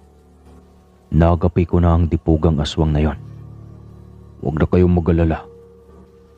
Dahil kinitilan ko na iyon ng buhay, hindi na kayo mababalikan pa. Wika sa amin ng albularyo habang nag-aayos na ng mga kagamitan nito sa panggagamot. Maraming salamat po sa tulong niyo, Mang Enteng. Kung hindi dahil sa inyo, baka napano na itong anak namin. Pagpapasalamat na wika ng aking ama. Wala iyon. Tungkulin kong tugunan ang mga taong nangangailangan ng tulong sa akin. Sa susunod, mag-iingat na lang kayo palagi at bago kayo lumabas ng bahay, kung wala kayong suot na proteksyon, mas mainam na magdala kayo ng kapirasong luya sa bulsa para hindi kayo matablan ng mga nilalang riyan na nagpagalagala at nag-aabang lamang na mabibiktimang inosenteng tao. Mahabang paliwanag sa amin ng albularyo. Tumango naman ang aking ina at sinabi nitong palagi niyang tatandaan ang mga bilin ng albularyo. Makaraan nga ang ilang minutong pagpapahinga ay pinayuhan ako ng albularyong huwag mo nang lumabas ng bahay ng 3 araw at ipahinga ko ang katawan ko. Dahil ang bilis umepekto sa akin ang ginawang pangyayanggaw ng mambabarang na aswang. Sinabi rin itong babalikan niya ako pagkatapos ng 3 araw para gamutin muli. Magdadala na rin umano siya ng isusuot kong pangontra laban sa mga masasamang nilalang. O siya, paano? Magpapaalam na ako sa inyo at ako'y may pupuntahan pang iba. May gagamutin rin kasi ako sa mga karatig baryo. Pagpapaalam sa amin ng albularyo at isinukbit na ang maliit na bag. Nagsuhestyon ang aking amang ihahatid niya na ang albularyo sa pupuntahan nito. Hindi naman tumanggi ang albularyo at nagpahatid na ito sa aking ama. Makaraan lamang ang mahigit kalahating oras ay bumalik na ang aking ama. Nang araw ngang iyon mga kaswang ay hindi mo na tumanggap ng ibang mga bisita ang abuela ko. Maliban lamang sa mga kakilala nito at kaanak namin. Sa kadahilanang natatakot silang baka mamaya ay balikan kami ng isa sa mga kaanak ng napatay na aswang ng albularyo. Sa paglipas ng ilang araw ay tuluyan na akong gumaling. May suot-suot na rin akong pangontra sa mga masasamang nilalang. At yun nga, simula nga nang maranasan ko ang pangyayaring iyon ay hindi ko na hinuhubad ang kwintas na ibinigay sa akin ng albularyo. Natatakot kasi akong baka muling maulit pa ang nangyaring kamuntika na akong mayanggaw sa piyesta. Ilang araw din ay bumalik na kami ng Leyte. At dito na namuhay kami ng matiwasay. Hanggang sa dito na rin ako nakapag-asawa. Hanggang dito na lang po ang aking kwento mga kaswang. Maraming salamat po sa lahat ng nakikinig ngayon. Muli po, ako po si Mario ng Aboyog Leyte. Ingat mga kaswang.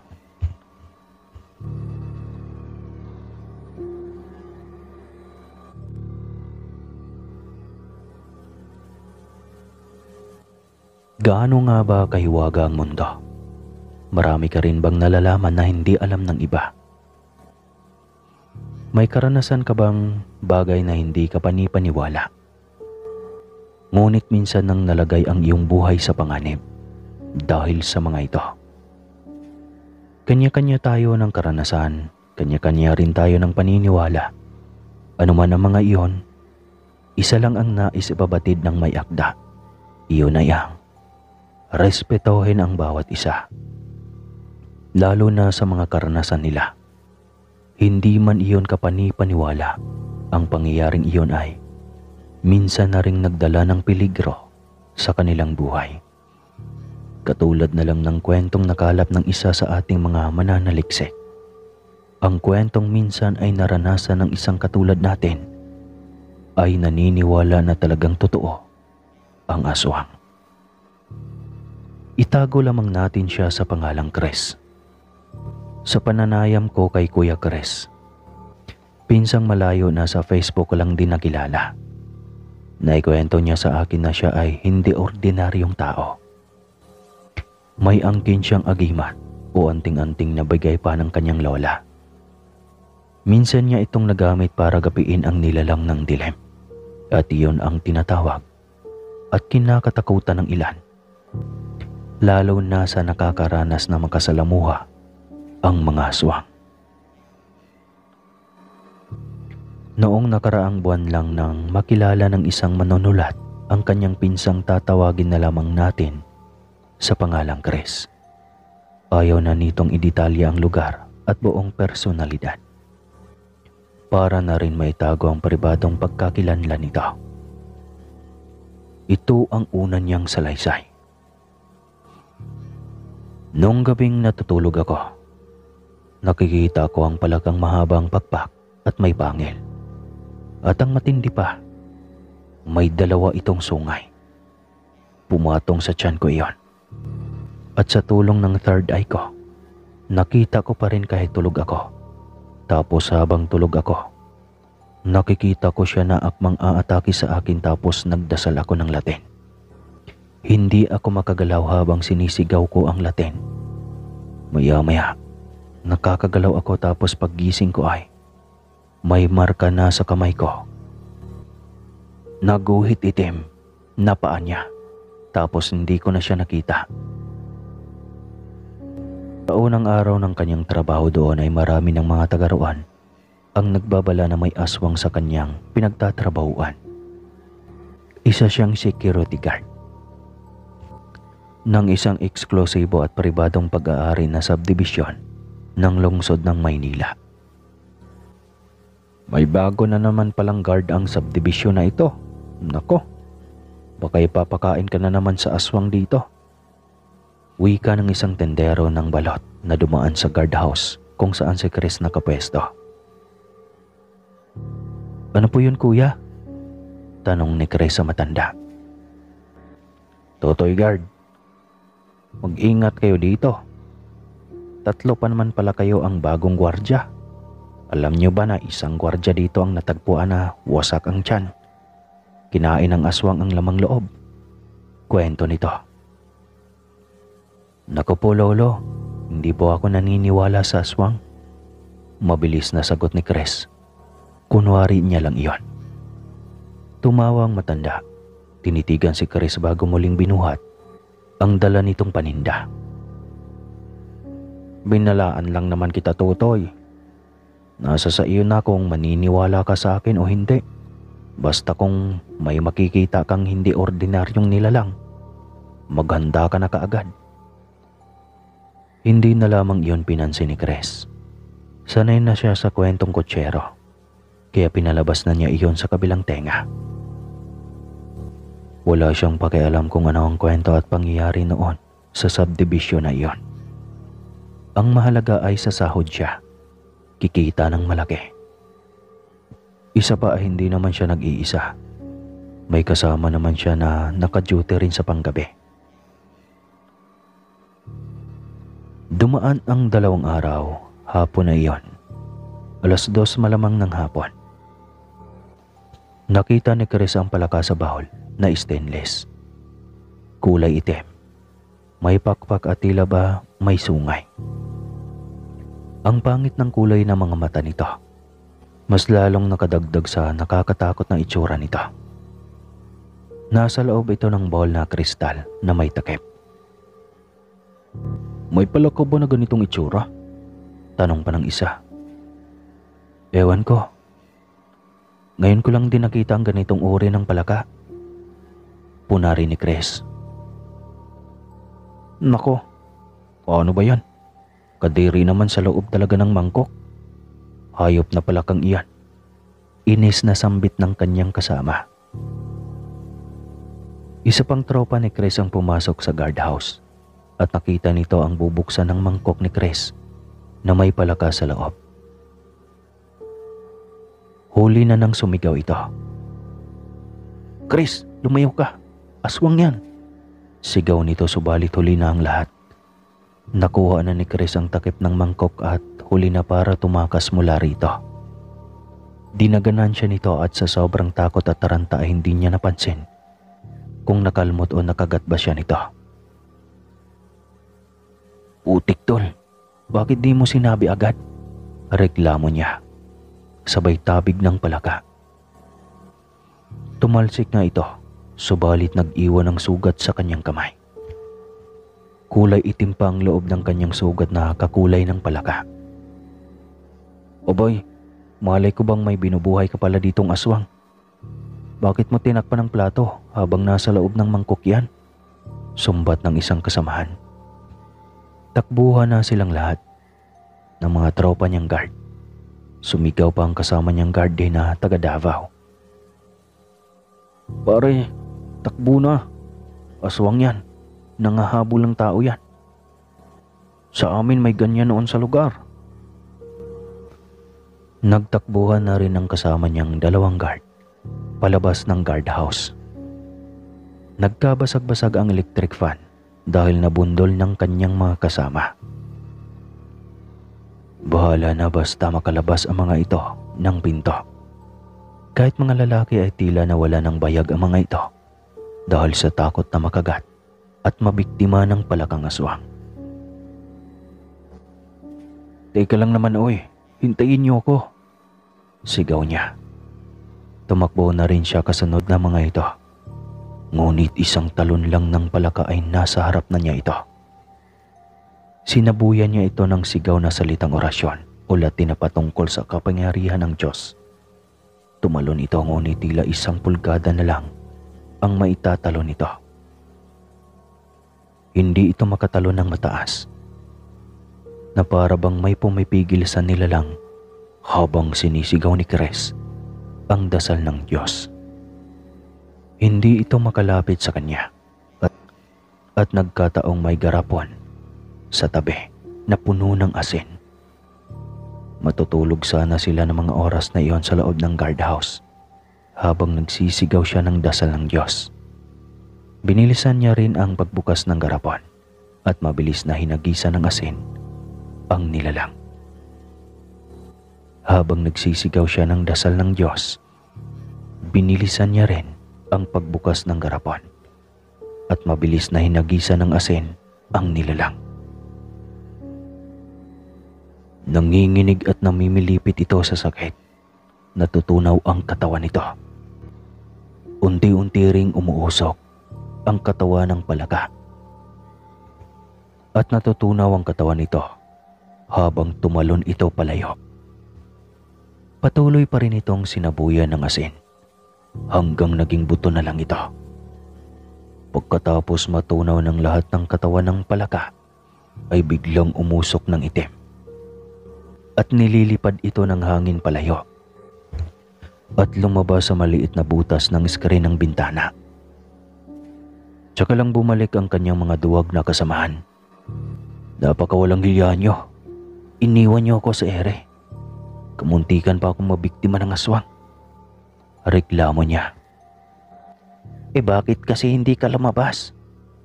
tanong ng isa niyang kasama. Napailing siyang tinignan ang sugat niya sa kanyang kamay. Nakalmot yata iyon ng itim na palaka nang tumalon ito sa kanya. Mabuti na lang at hindi siya nito nakagat dahil mabilis niyang napatalsik iyon. "Samahan niyo na lang kaya ako sa albularyo," wika niya sa mga kasama. "Sige, may kilala akong magaling na albularyo dito. Doon na lang kita dadalhin," wika ng isa. "Sama na lang kami pre," reklamo pa ng isa. "Mga loko kayo. Sino ang magbabantay dito? Paano kung mananakawan? Tapos may makasalaysay pang magnanakaw, yari tayo." Sang-ayon dito ang dalawa, kaya nagpaiwan na mga ito. Sakay ng motorsiklo ng kanyang kasama ay Pinagtas nila ang kahabaan ng biyahe. Mula sa kanilang pinagtatrabahuan ay 2 oras pa bago marating ang lugar. Sus, grabe. Ang layo naman ito. Reklamo ni Chris sa kanyang kasamang si Roy. Ay gusto mo iyong malapit sa iyo, ngunit peke naman. Sagot ni Roy. Si Lolo Bert na naman ang tinutukoy mo ano. Talagang ang init ng ulo mo sa kanya. Nahulaan lang naman niyang tatanda kang lalaki ka. Parang totoo naman din. Tignan mo nga. Ilang taon ka na? Abay, labpas ka na sa kalendaryo. Loko to. Bakit napunta dyan ang usapan? Piko na tanong ni Roy. Wala naman. Talagang natatawa ako sa mga panghuhula niya. Bakit ba? Pinigilan na lamang nito na wag nang mapikon. Nasa harap na rin sila ng bahay ng sinasabi nitong albularyo. Nang mangapit bahay ito, ay mabilis ding bumukas ang pinto. Isang matandang babae na puro puti. Isang matandang babae na purong puti na ang kulay ng buhok. Nakapusod ang buhok nitong paibabaw at nagkukuba na ang likod dahil sa sobrang katandaan. Sino kayo? Bakit kayo nandito? Anong kailangan niyo? Tanong nito na tila ba galit pa. Ay, magandang hapon po Lola Maggie. Kasi po ay kailangan namin ng tulong mo. Sagot ni Roy. Kilala nito ang matandang si Lola Maggie. Dahil minsan na siyang nangupahan sa lugar noong nakadestino itong security guard malapit sa lugar niyon. Anong tulong iyon? Ito po yun Lola. Sabay hawak nito sa kamay ni Chris. Tahimik naman si Chris na ipinapakita iyon sa matanda. Nako, anong uri ng kalmot yan? Bakit kulay itim? Tanong ng matanda. Mabilis siyang sinagot ni Chris. Kasi Lola, inatake ako ng aswang. Naganyo iyong palakang itim. Inatake ako at mabuti na lang.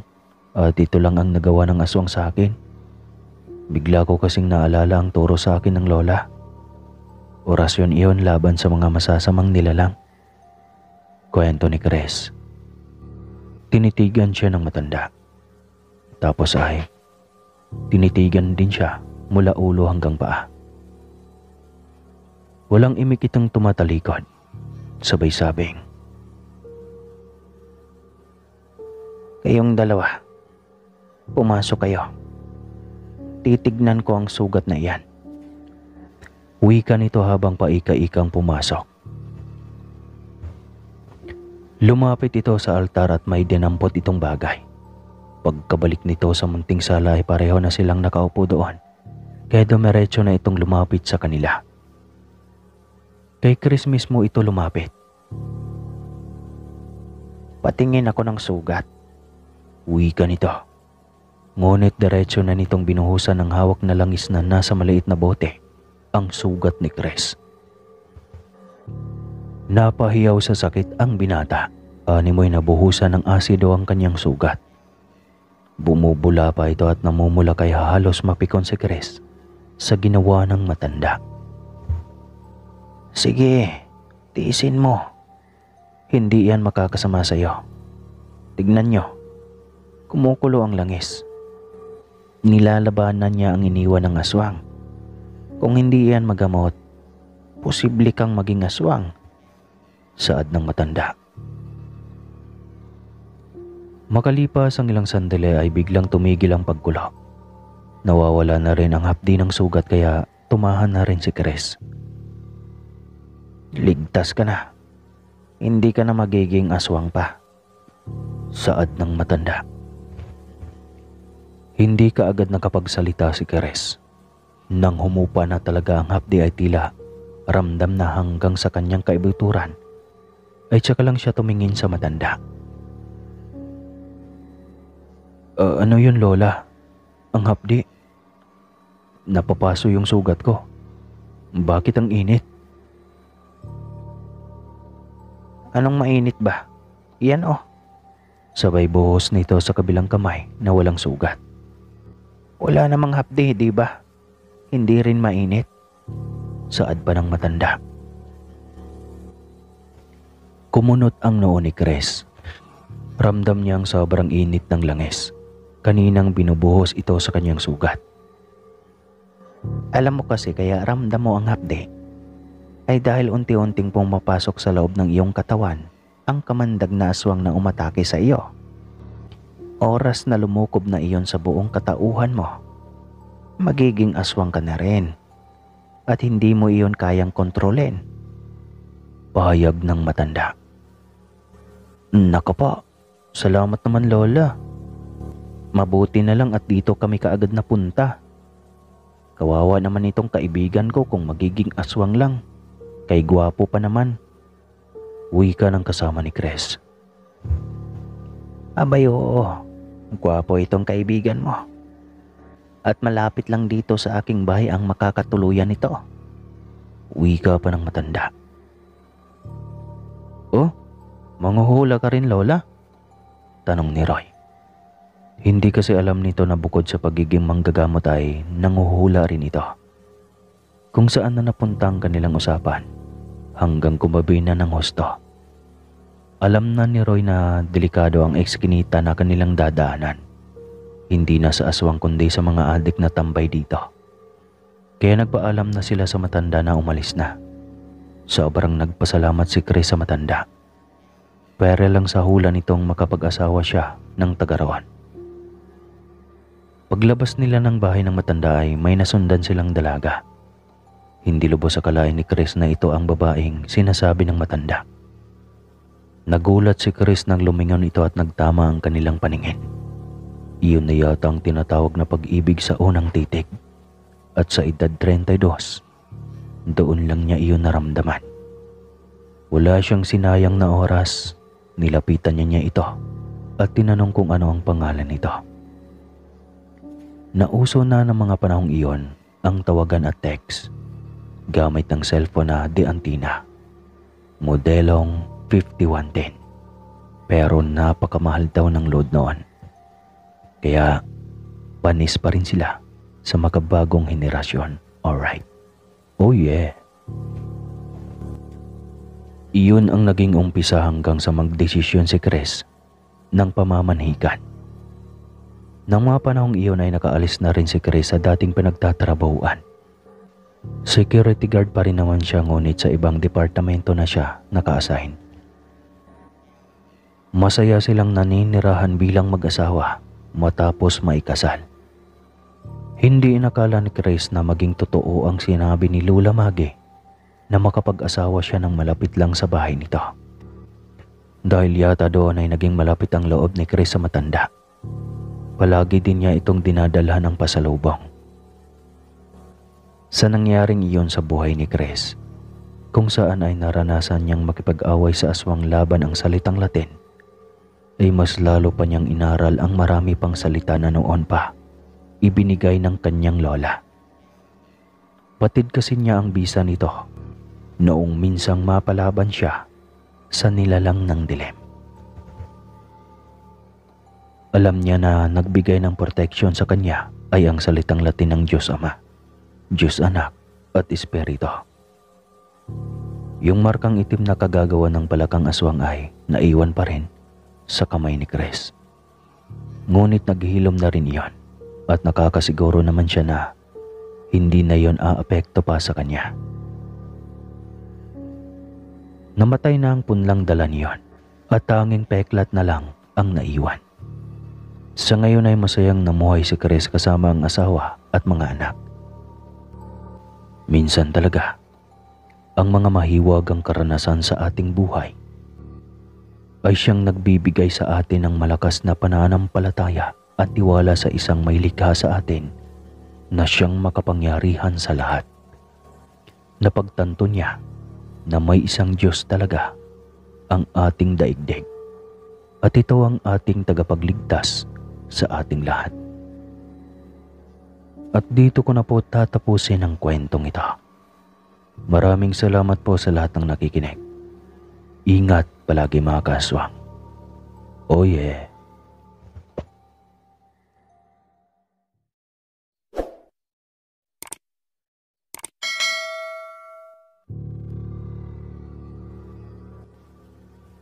O anak, ito tikman mo. Masarap ito. Tay, dugo po yan ng kawawang sanggol. Kawawa naman po siya. Bakit niyo po siya kinatay? Reklamo din Totoy nang iabot ng kanyang ama ang naisalok nitong dugo sa baon ng niyog. Pilit siyang pinapatikim ng kanyang ama ng sariwang dugo ng sanggol. Pagsisisihan mo ang araw na hindi ka tumikim, anak. Masarap talaga ang karne ng tao. Tsaka kaaway ang tingin ng mga tao sa atin. Kapag tayo mahuhuli nila, ay siguradong tayo ang patay sa kanila. Kasi naman tay, mali naman talaga ang ginagawa ninyo. Natural lang na galit ang mga tao sa ating angkan. Dahil malaking banta tayo sa kanilang buhay. Kaya nga anak, huwag na tayong makipagmabutihan pa sa kanila. Ganoon din naman. Kaaway pa rin naman ang turing nila sa atin. Hindi umimik si Totoy. Sa kanyang isipan ay hindi siya gagaya ng kanyang mga magulang. Ngunit, isang umaga ay nagising si Totoy sa samyo ng napakasarap na ulam na sa pagkakaalam niya ay sa tuwing okasyon lang iyon maamoy. Kanino kayang kaarawan ngayon? Tanong niya sabay bangon at pumunta na ng kusina. Nay, anong okasyon po? Tanong kaagad niya dito.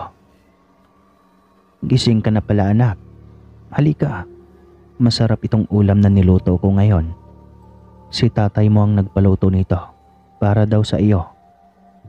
Nakangisi siyang umupo at tinumpisahan ng lantaka ng pagkain na nasa kanyang harapan. Sarap nito, Nay. Sige lang anak, kain ka lang ng kain. May nagpakatay ba ng baboy sa ating mga kapitbahay, Nay? Wala naman anak. Bakit mo naman naitanong iyan? Paano nyo na iluto ito kung walang nagpakatay? Ngumiti lang ang ginang na tinignan ng anak. Ginulo-gulo ang kanyang buhok. Habang walang tigil sa pagkain at halos nangangalahati na ang kanyang plato nang pumasok ang kanyang ama. Kumain ka na pala anak.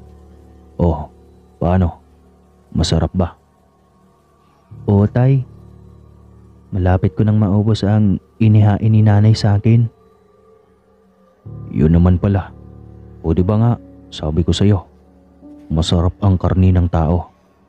Malaman at malinamnam. Higit sa lahat, nagbibigay ng lakas sa atin ang mga tao.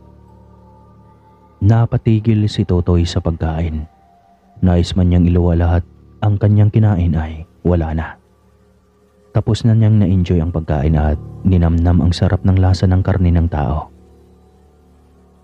Tay naman, Nay, bakit niyo to ginawa? Nilinlang niyo po ako. Napakasamang impluwensya niyo. Sana lang kung nais niyong maghasik ng lagim, kayo na lang. Huwag niyo na akong idamay. Wala na anak. Tapos mo nang makain. Alam mo bang hahanap-hanapin mo iyan ngayong naumpisahan mo ng kainin? Kwento ng kanyang ama.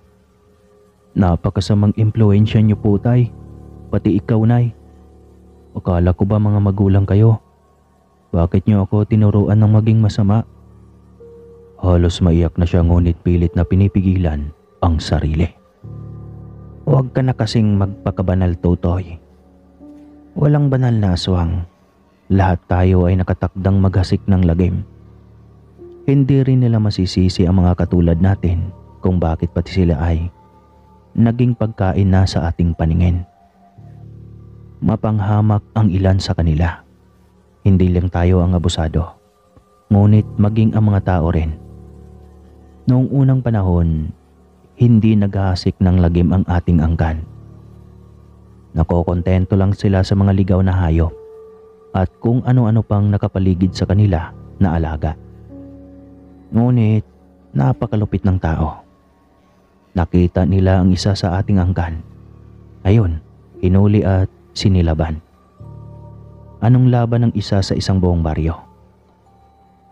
Biglang nagkarirahan ang luha sa mga mata ng kanyang ama. Nasasaktan itong alalahanin ng nakaraan. Ang ina pala ng kanyang ama ang ikwento ng kanyang asawa kay Totoy. Dati ay naririnig lang ito ni Totoy sa mga kwento ng mga matatanda.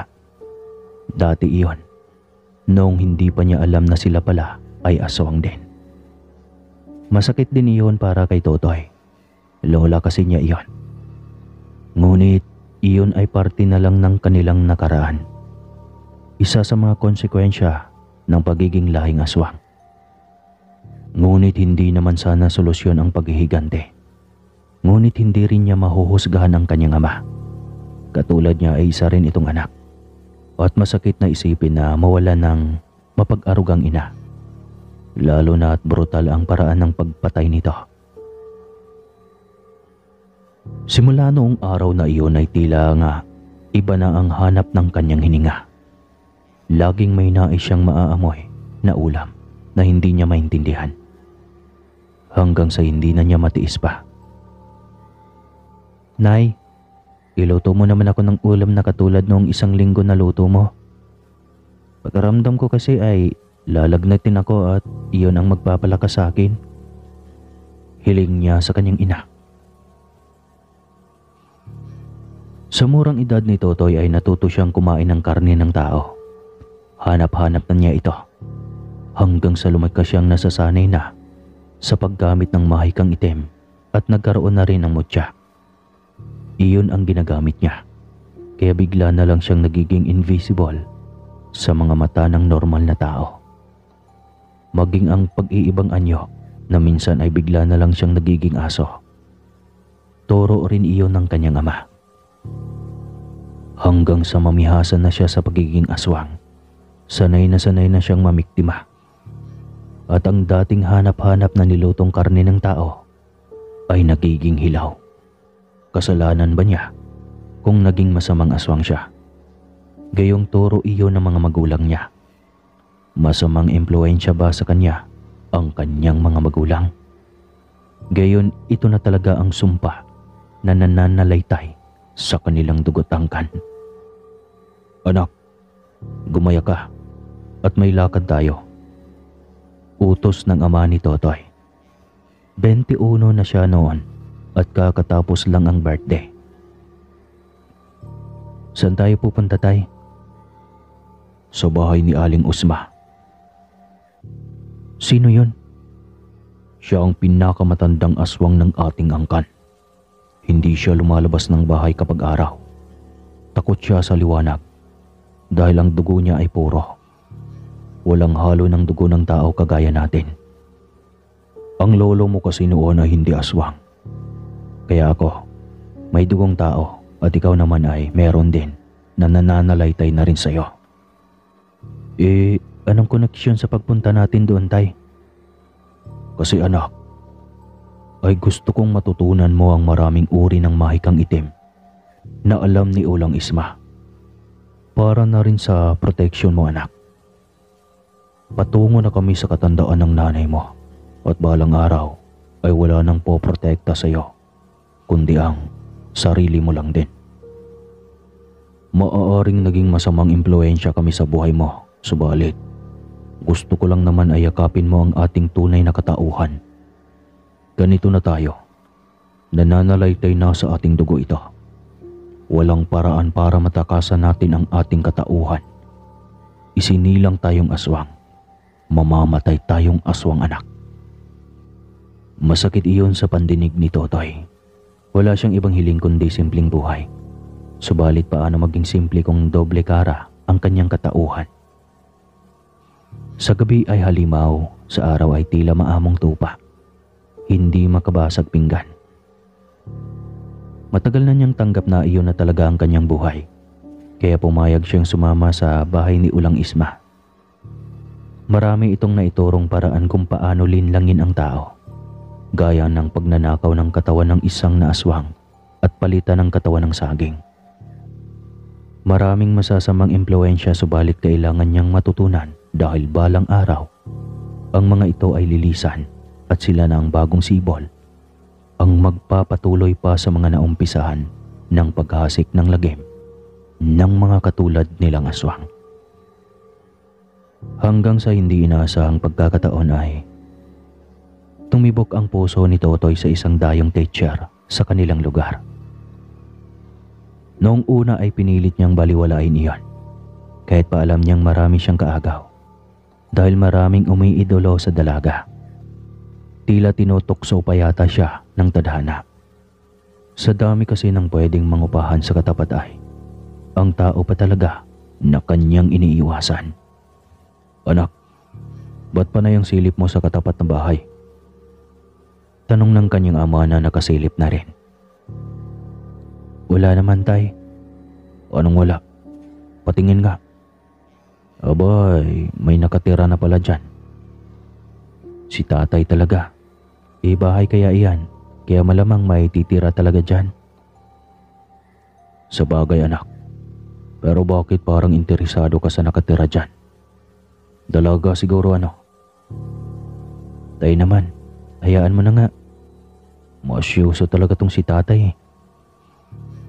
Abay anak, kung dalaga at nagugustuhan mo ay pwedeng-pwede natin yan gawa ng paraan. Paraan? Papaano? Oo anak, pwedeng-pwede natin gawa ng paraan, gaya ng panggagayuma.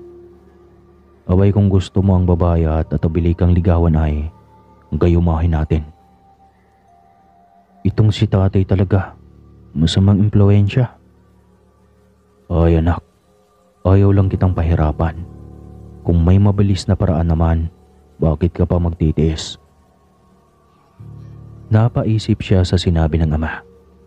Maraming nagkandara pa sa dalaga at maaaring isa siya sa mga marereject kung susubok siyang manligaw. Kaya isahan na lang ang sa utak niya.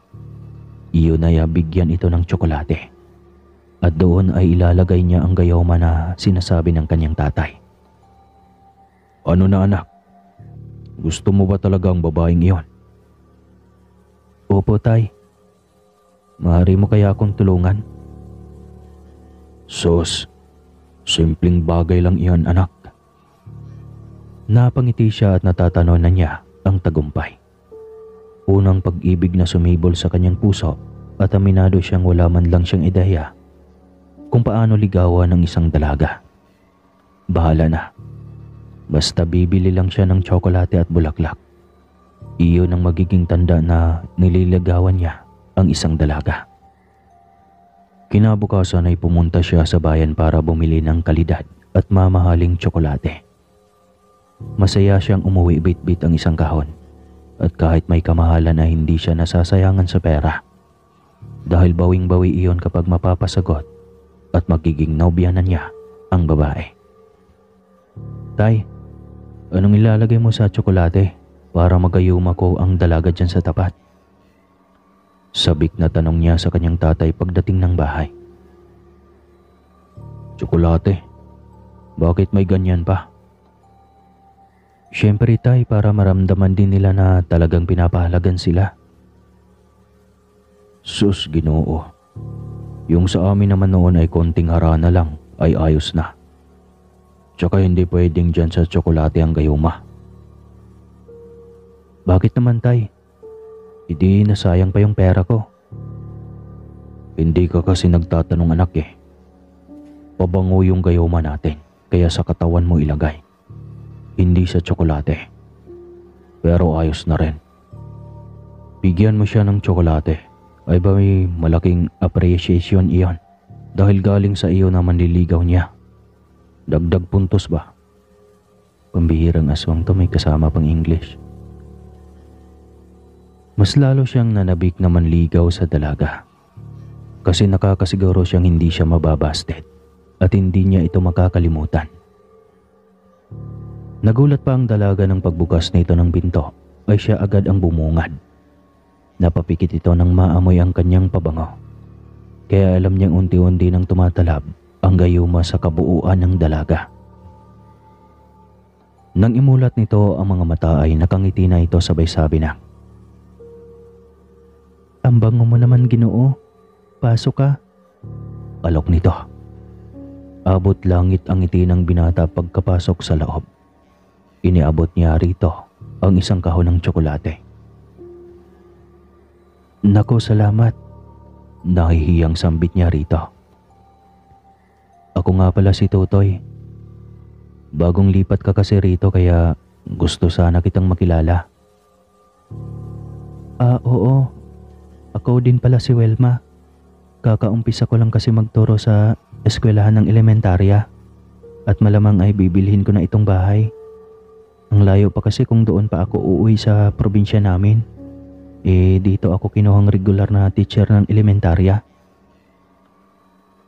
Nako, magandang balita yan. Ibig sabihin ay lagi-lagi kitang makikita dito. Nako, salamat naman. Sabi nga ng iba ay delikado raw dito dahil maraming aswang. Hindi pa naman ako nakakita ng aswang kaya ayaw kong maniwala. Patubili siyang ngumiti sa bungad na kwento ng dalaga. Hindi siya sigurado kung siya ba ang pinapatamaan nito o sadyang nagkataon lang na may nakapagsabi na may pamilya ng aswang sa kanilang lugar. Hindi naman kasi lingid sa kanya.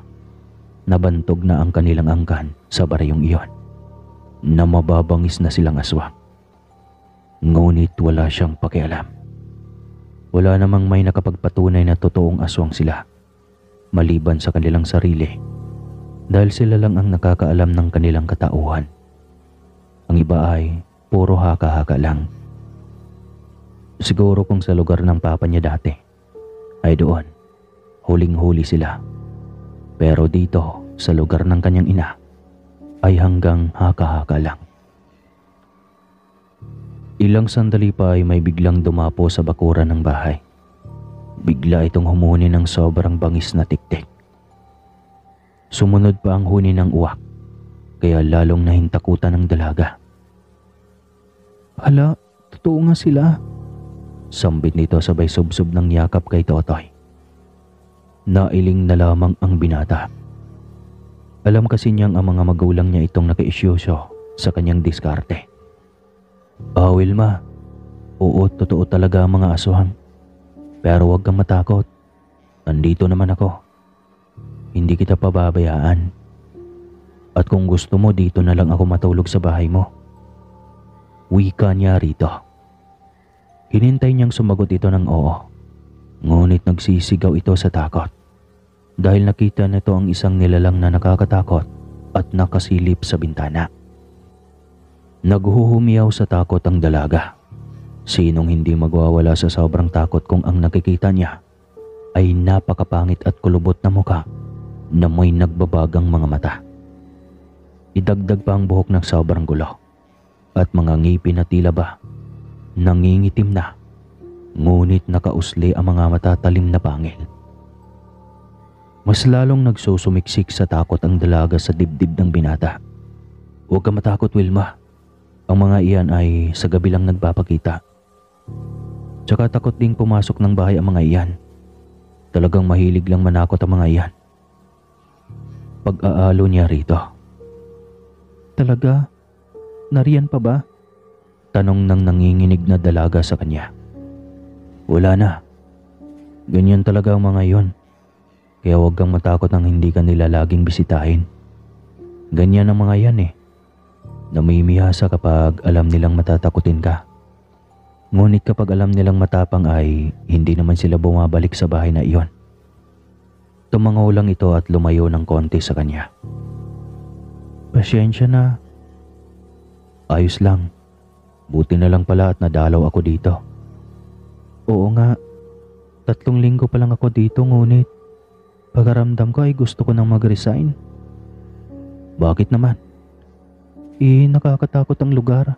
Ayoko na. Mamamatay ako sa nervyos dito. Naku, hindi naman ganyan yun. Nagkataon lang ang lahat. At saka, nandito ako para sa'yo. Huwag ka nang matakot. Pero paano naman kung may isang araw na wala akong kasama? Tapos biglang aatake ang mga iyon. Tsaka ang malala ay makapasok pa dito sa loob dahil hindi naman matibay ang dingding. Humihikbi na ito sa kakaiyak. Naku, masyado ka lang abansing mag-isip, alam mo yon. Sinabi ko naman sa iyo, hindi ba? Nandito ako. Kung gusto mo, asawahin na lang kita para wala ka ng pangamba. Grabe, asawa agad. Walang pag-alinlangan na pumayag ang dalaga. Nasasayangan ito sa trabaho na nag-umpisa ng umusbong, kaya para sa trabaho ay napilitan itong makipagrelasyon kay Totoy para lang may makasama ito gabi-gabi sa bahay nito. Dahil na rin sa gayuma na bigay ng tatay ng binata, kung kaya't mabilis itong napapayag. Nabigla na lamang ang pamilya ni Wilma nang dalhin ito si Totoy sa kanilang bayan at ipinakilala bilang nobyo. At mas ikinagulat ng ama nito nang sabihin nitong nais nitong maikasal agad sa West sa lalong madaling panahon. Teka lang Wilma ha, kakaumpisa mo pa lang ng trabaho sa bayang iyon. Mag-iisang buwan ka pa lang doon, ay may nobyo ka na kaagad. Ang malalapay, gusto mo nang magpakasal sa West. Teka lang, nakakahalata na ako.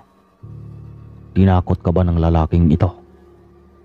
Sagutin mo ng totoo ang tanong ko. Galit na tanong ng ama nitong si Mang Pilo. Tay naman, bakit naman ako tatakutin ni Totoy? Talaga lang na mahal ko siya, tatay. Mahal? Anak naman. Kamahal-mahal ba ang mukha ng lalaking ito? Tay naman Abay, mas gwapo po ako ng isang paligo sa iyo noong kapanahunan mo, Mang Pilo. Sambit ni Totoy. Totoy, tumahimik ka. Abay, walang hiya to ha. Iyan ang gusto mong mapangasawa, Wilma? Hindi ako papayag. Galit na sigaw ni Mang Pilo. Mang Pilo naman, biro lang po iyon. Baliktad bala. Ikaw po pala yung lamang. At saka Mang Pilo, di pa po ako nakapag-abot ng pasalubong sa'yo. Wika ni Totoy rito. Meron ba? Galit pa ring tanong nito. Ay opo, eto isang buti ng alak. Sabay dukot mula sa likod. Ayan naman pala kung kanina mo pa ito inaabot, day sana kanina pa natapos ang usapan. Kailan ba ang balak niyong magpakasal? Tanong nito sa binata. Ayun, nadali rin. Isang boteng alak lang naman pala ang katapat. Bubulong-bulong sa hangin na sambit ng binata. May sinasabi ka ba? Singhal ulit ni Mang Pilo sa kanya. Baging si Wilma ay nagulat sa ama. Ay, wala po Mang Pilo. Nakalimutan ko lang ibigay pala sa'yo. Ito mamahaling alahas, para talaga ito sa'yo. Sabay abot ng kahon na may lamang relo na binili lamang niya ng 500 noong magpunta siya minsan sa syudad. Ayun, galante naman pala itong mapangasawa ni Wilma. Yayamanin. Magkano ba itong relo na ito, Totoy? Ay, 30,000 lang ho ang nabili ko niyang Mang Pilo. Murang-mura. 30,000? Nako, 6 na ektaryang lupain na ang katumbas nito. Nako, pagkamahal-mahal ng gamit na ito. Itatago ko na talaga ito, Totoy. Maraming salamat sa iyo. Kung hindi ka pa dumating sa buhay ni Wilma ay di ko pa mararanasang magsuot ng ganitong alahas. Ay, walang anuman ho, Mang Pilo. Ang mura palang lupa dati. Ay, bakit naman Mang Pilo? Di ba dapat tatay na? Ayun, sabi ko na nga ba, sambit ni Totoy. Walang anuman, tatay. Nakangising wika niya pa rin. Noong sila na lang ni Wilma ay tinanong ng dalaga kung talaga bang tunay na mamahalin ang relong suot ng tatay nito na bigay niya. Pasyensya na Wilma, ang totoo ay 500 piso lang ang binili kong relong iyon. May pagkamahal din. Ako naman, Totoy, bakit mo pinaasa ang tatay na mamahalin ang bagay mong relo? Yari na. Papaano kung susubukang isang lan yon? Idi patay tayo.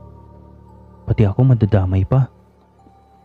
Kasi naman mukhang ayaw niya sa akin kaya ginawan ko na ng paraan. Ikaw talaga. Halika na, matulog na tayo. Kailangan nating agahan ang pag-asikaso ng mga papeles para maikasal tayo kaagad. Baka mauna pang mabisto ni tatay na peke ang relong bigay mo. Naku, baka mapurnada pa ang kasal natin.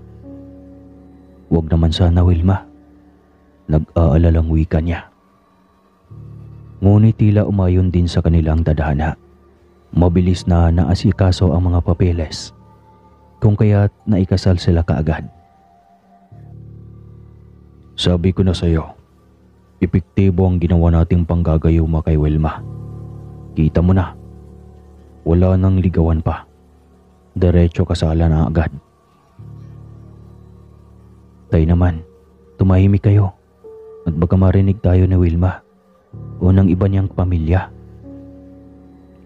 Hindi na nga ito umimik. Maging ang ina niya ay tahimik lang sa isang tabi. Masaya ang mga ito subalit malungkot rin. Ordinaryong babae ang pinakasalan niya kaya malamang ay kailangan niyang laging magtago tuwing kabilugan ng buwan. Hindi nga lang sila sigurado kung hanggang kailan maitago ni Totoy kay Wilma ang kanyang pagiging aswang. Gayong asawa na niya ito at kasama sa bahay. Naging usap-usapan sa buong baryo ang balitang biglang ikinasal sina Totoy at Wilma. Malamang ginayuman ng aswang na iyon ang kaawa-awa at inosenteng guro. Napaka-imposible namang pumayag agad. Kakikilala lang yata nila. Puna ng isang ina. Kapitbahay nila ito at estudyante ni Wilma ang isa sa mga anak nito. At malinaw na narinig ni Wilma ang sinabi ng ginang tungkol kay Totoy. Ale, bakit niyo tinawag na aswang ang asawa ko? May nakita ba kayong tao na karga-karga ng asawa ko? Porkit ganon ang mukha niya, aswang agad? Pwede ko kayong kasuhan. Moral damage ang mga bibog ninyo. Saway ni Wilma sa mga ito. Sakto ring palapit si Totoy dahil sinusundo siya sa eskwelahan. Bakit? May problema ba, Wilma? Ang mga ito, ang tatanda ay walang respeto. Tawagin ka ba namang aswang? Kisyo, ginayuma mo lang daw ako. Kaya ako nagpakasal sa'yo. Hindi siya nakaimik at sinamaan ng tingin ng mga alin na halatang takot sa kanya nang makitang galit siyang nakatitig sa mga ito. Hayaan na natin ang mga yan, Wilma. Ganito talaga sa bukid, maraming tsismosa. Wika niya sabay hila na ng kamay ng asawa. Habang pauwi ay nagngingit-ngit sa galit ang dibdib ni Totoy. Humanda kayo sa akin. Ipapahamak niyo pa talaga ako sa asawa ko, ha? Sambit ni Totoy sa kanyang isipan. Dati wala siyang pakialam sa kanyang paligid. Bakit naman niya gagawin ang makialam sa buhay ng iba? Subalit na pagtanto niyang kalat na yata talaga sa buong baryo ang kanilang angkan na isa sa mga mababalasik na aswang ng lugar. Kasalanan ba niya? Sinubukan naman niyang mamuhay ng bilang tao. Talaga lang na hindi pwede. Kasi ang aswang ay habang buhay ng aswang. At hanggang kamatayan ay kanila pa itong pagdusahan sa linaw ng kadagat-dagatang apoy. Kakain siya at sa hindi ng buhay na tao ay hindi na rin naman malilinis ang sarili. Nakagawa na rin siya ng pagkakamali at ilang beses na. At malamang ay isusunod niya ang mga tsismosang iyon. Humanda kayo. Gaya ng sinabi ko, hinding-hindi ako maawa kahit anong gagawin niyong pagmamakaawa. Sambit niya sa sarili. Ang tahimik mo naman, Totoy. May iniisip ka ba? Tanong ni Wilma. Wala naman. Tipid na sagot niya. Pagdating ng bahay ay tahimik pa rin siya. Tulong-tulong silang dalawa sa pagluluto ng kanilang hapunan. Pagkatapos ay nagpahinga na. Hinintay lang naman ni Totoy na makatulog ang asawa niya. Re-resback na siya sa mga taong naisirain ang kanyang pangalan, maging ang kanyang mga magulang. Totoo sana ang tsismis ng mga ito, pero hindi naman sila namimiktima ng kabaryo at lalong hindi nila pinatos ang mga malulusog na tao. Madalas ay mga sakiting matatanda at bata lang, at kung may mga buntis man silang minsang inaaligiran, ay tanging pag-aamoy lamang ang kanilang ginagawa.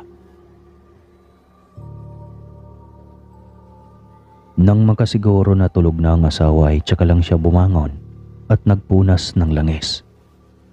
Oras na para patahimikin ang bibig ng mga taong walang alam gawin kundi ang manira. Tumalon siya sa kanilang bintana at patakbong pumunta sa bahay ng Ali na nais sumira ng kanyang pagkatao. Saktong 10:00 ng gabi nang lumabas ang Ali para iihi, nang makasalubong siya nito bilang aso. "Che!" Pagtaboy nito sa kanya. "Che pala ha, pues itong sayo." Sabay lundag sa dibdib ng Ali. Bibig sana ang dadakmain niya dahil masyadong namimihasa na sa pagiging tsismosa. Kaso ay yung baba ang naabot niya at nakagat.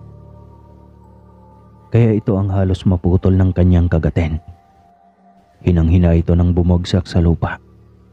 Tumagas ang maraming dugo mula sa mga sugat nito. "Bagay lang sa'yo yan. Kasi masyadong tsismosa yung bibig mo.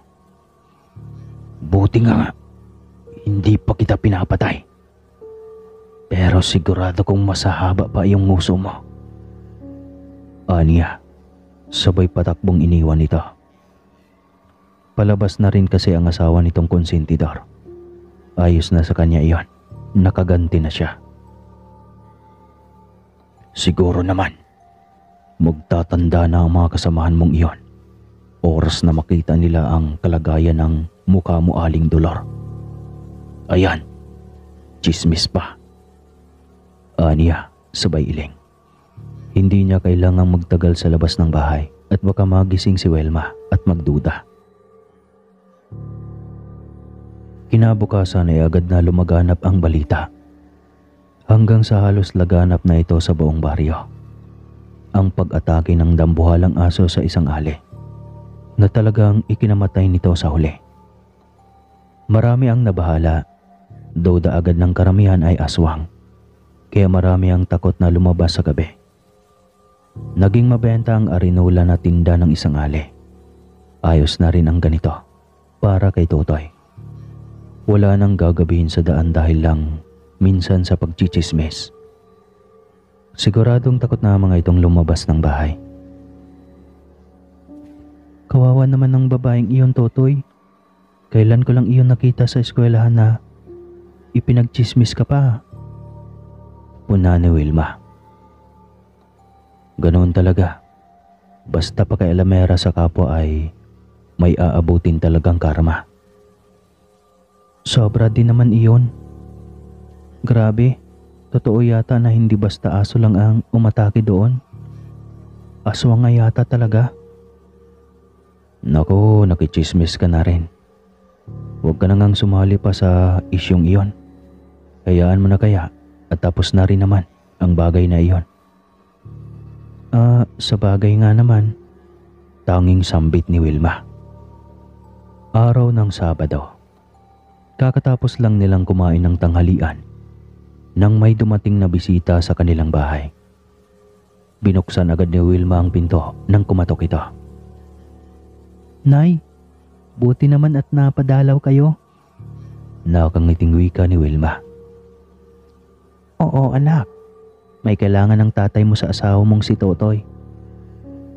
"Kay Totoy ho? Bakit?" "Hayop ang asawa mong iyan anak." Sabat ng ama nitong bigla na lang sumipot mula sa likuran ng asawa. Tay, na paano yung mukha mo ba't puro kapasa? Pumasok nga muna kayo. Pumasok din ang mga ito at saktong paglabas ni Totoy mula sa kanilang kwarto na sinusuot ang damit. Nay, tay, sambit niya. Ayop ka, manloloko ka.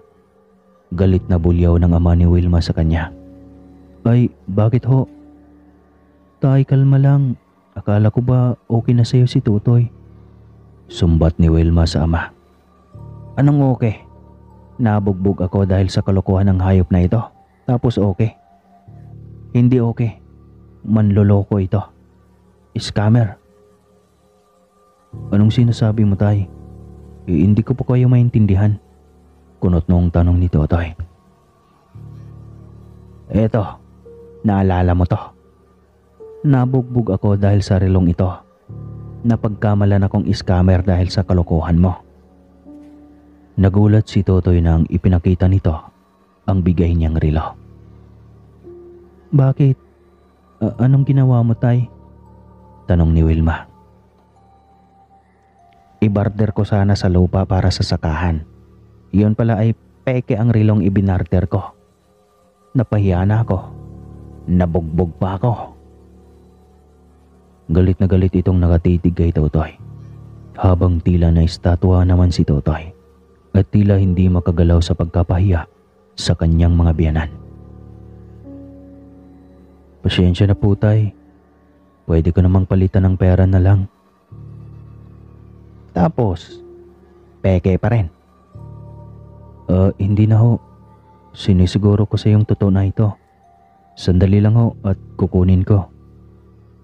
Siguraduhin mo lang na tunay. Dahil kung hindi, sisilaban ko yan.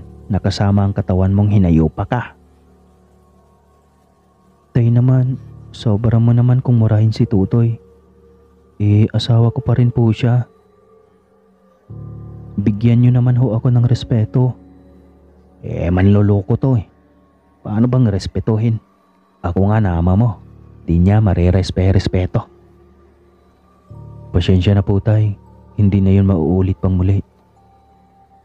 Tumalikod na siya para kunin ang pera at ibigay iyon sa kanyang biyanan. Ito po, tay. Matagal ko na itong inipon. Ibili niyo ho ng lupa. Magalang na wika niya, sabay abot ng makapal na perang nagkakahalaga ng 100,000. Baka peke na naman iyan. Galit na singal ng matanda. Hindi ho. Kaya niyo na pong bumili ng malaking lupa ang perang iyan, tay. Mabilis na sagot ni Totoy. Pag ako nabugbog ulit dito ha, mapapatay na talaga kita. Tandaan mo yan. Agad siyang tumango. Napaisip tuloy siya kung tunay nga ba ang mga perang naiimbak niya. Pero sigurado siyang tunay iyon at matagal na niyang naitago ang mga iyon. Dumito muna kayo ng 1 linggo, nay, tay. Nang makasama ko naman kayo.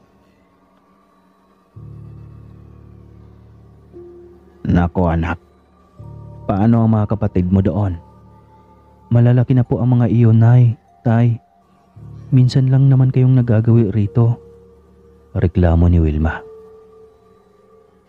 Nako, sana lang hindi masagap na mga ito ang balitang tungkol sa aming mga angkan. Sa utak ni Totoy. Alam niyang hindi ang mga ito titigilan ni Wilma hanggat hindi papayag. At hindi nga ang mga ito umalis. Tumira pa ng 1 linggo sa kanilang baryo. 3 araw pa lang ay may nasagap na kaagad na balita ang ina ni Wilma. Totoy, alam mo ba ang sabi ng isang ali sa akin kanina noong maglaba ako sa balon? Oh, bakit naman po, nay? Sabi ay mag-ingat daw kami. Kasi ang angkan mo raw ay angkan ng mga mababangis na aswang sa baryong ito. Kwento ng ginang. Hindi kaagad na imik si Totoy. Talagang sikat na silang aswang sa lugar at nakakahiya ito sa kanyang mga biyanan. Sumagap ka na naman ng isang chismis, Nay. Naku, huwag kang magpaniwala sa mga chismosa dito. Wala kang mapapala sa mga tao rito. Kasi naman, buntis pa lang yung tao, pero sa kwento nila ay nanganak na. Kaya huwag kang magpapaniwala sa mga iyon. Biglang sabat ni Wilma. Ganoon pala ang mga tao dito, anak. Oo, Nay. Kaya huwag mong paniwalaan. Kung totoo man ay di sana nakain na nila ako. Dagdag pa ni Wilma. Pasensya na, Totoy. Naku naman ang mga tao dito. Kung makapagsalita ay talagang mabubuhay ang patay. Reklamo ng Ale. Kaya nga po, Nay, huwag kayong maniniwala. Napangiti si Totoy sa asawa sa pagdepensa nito sa kanya. Kaya mas lalo niya itong minahal ay lagi siyang dinedepensa nito.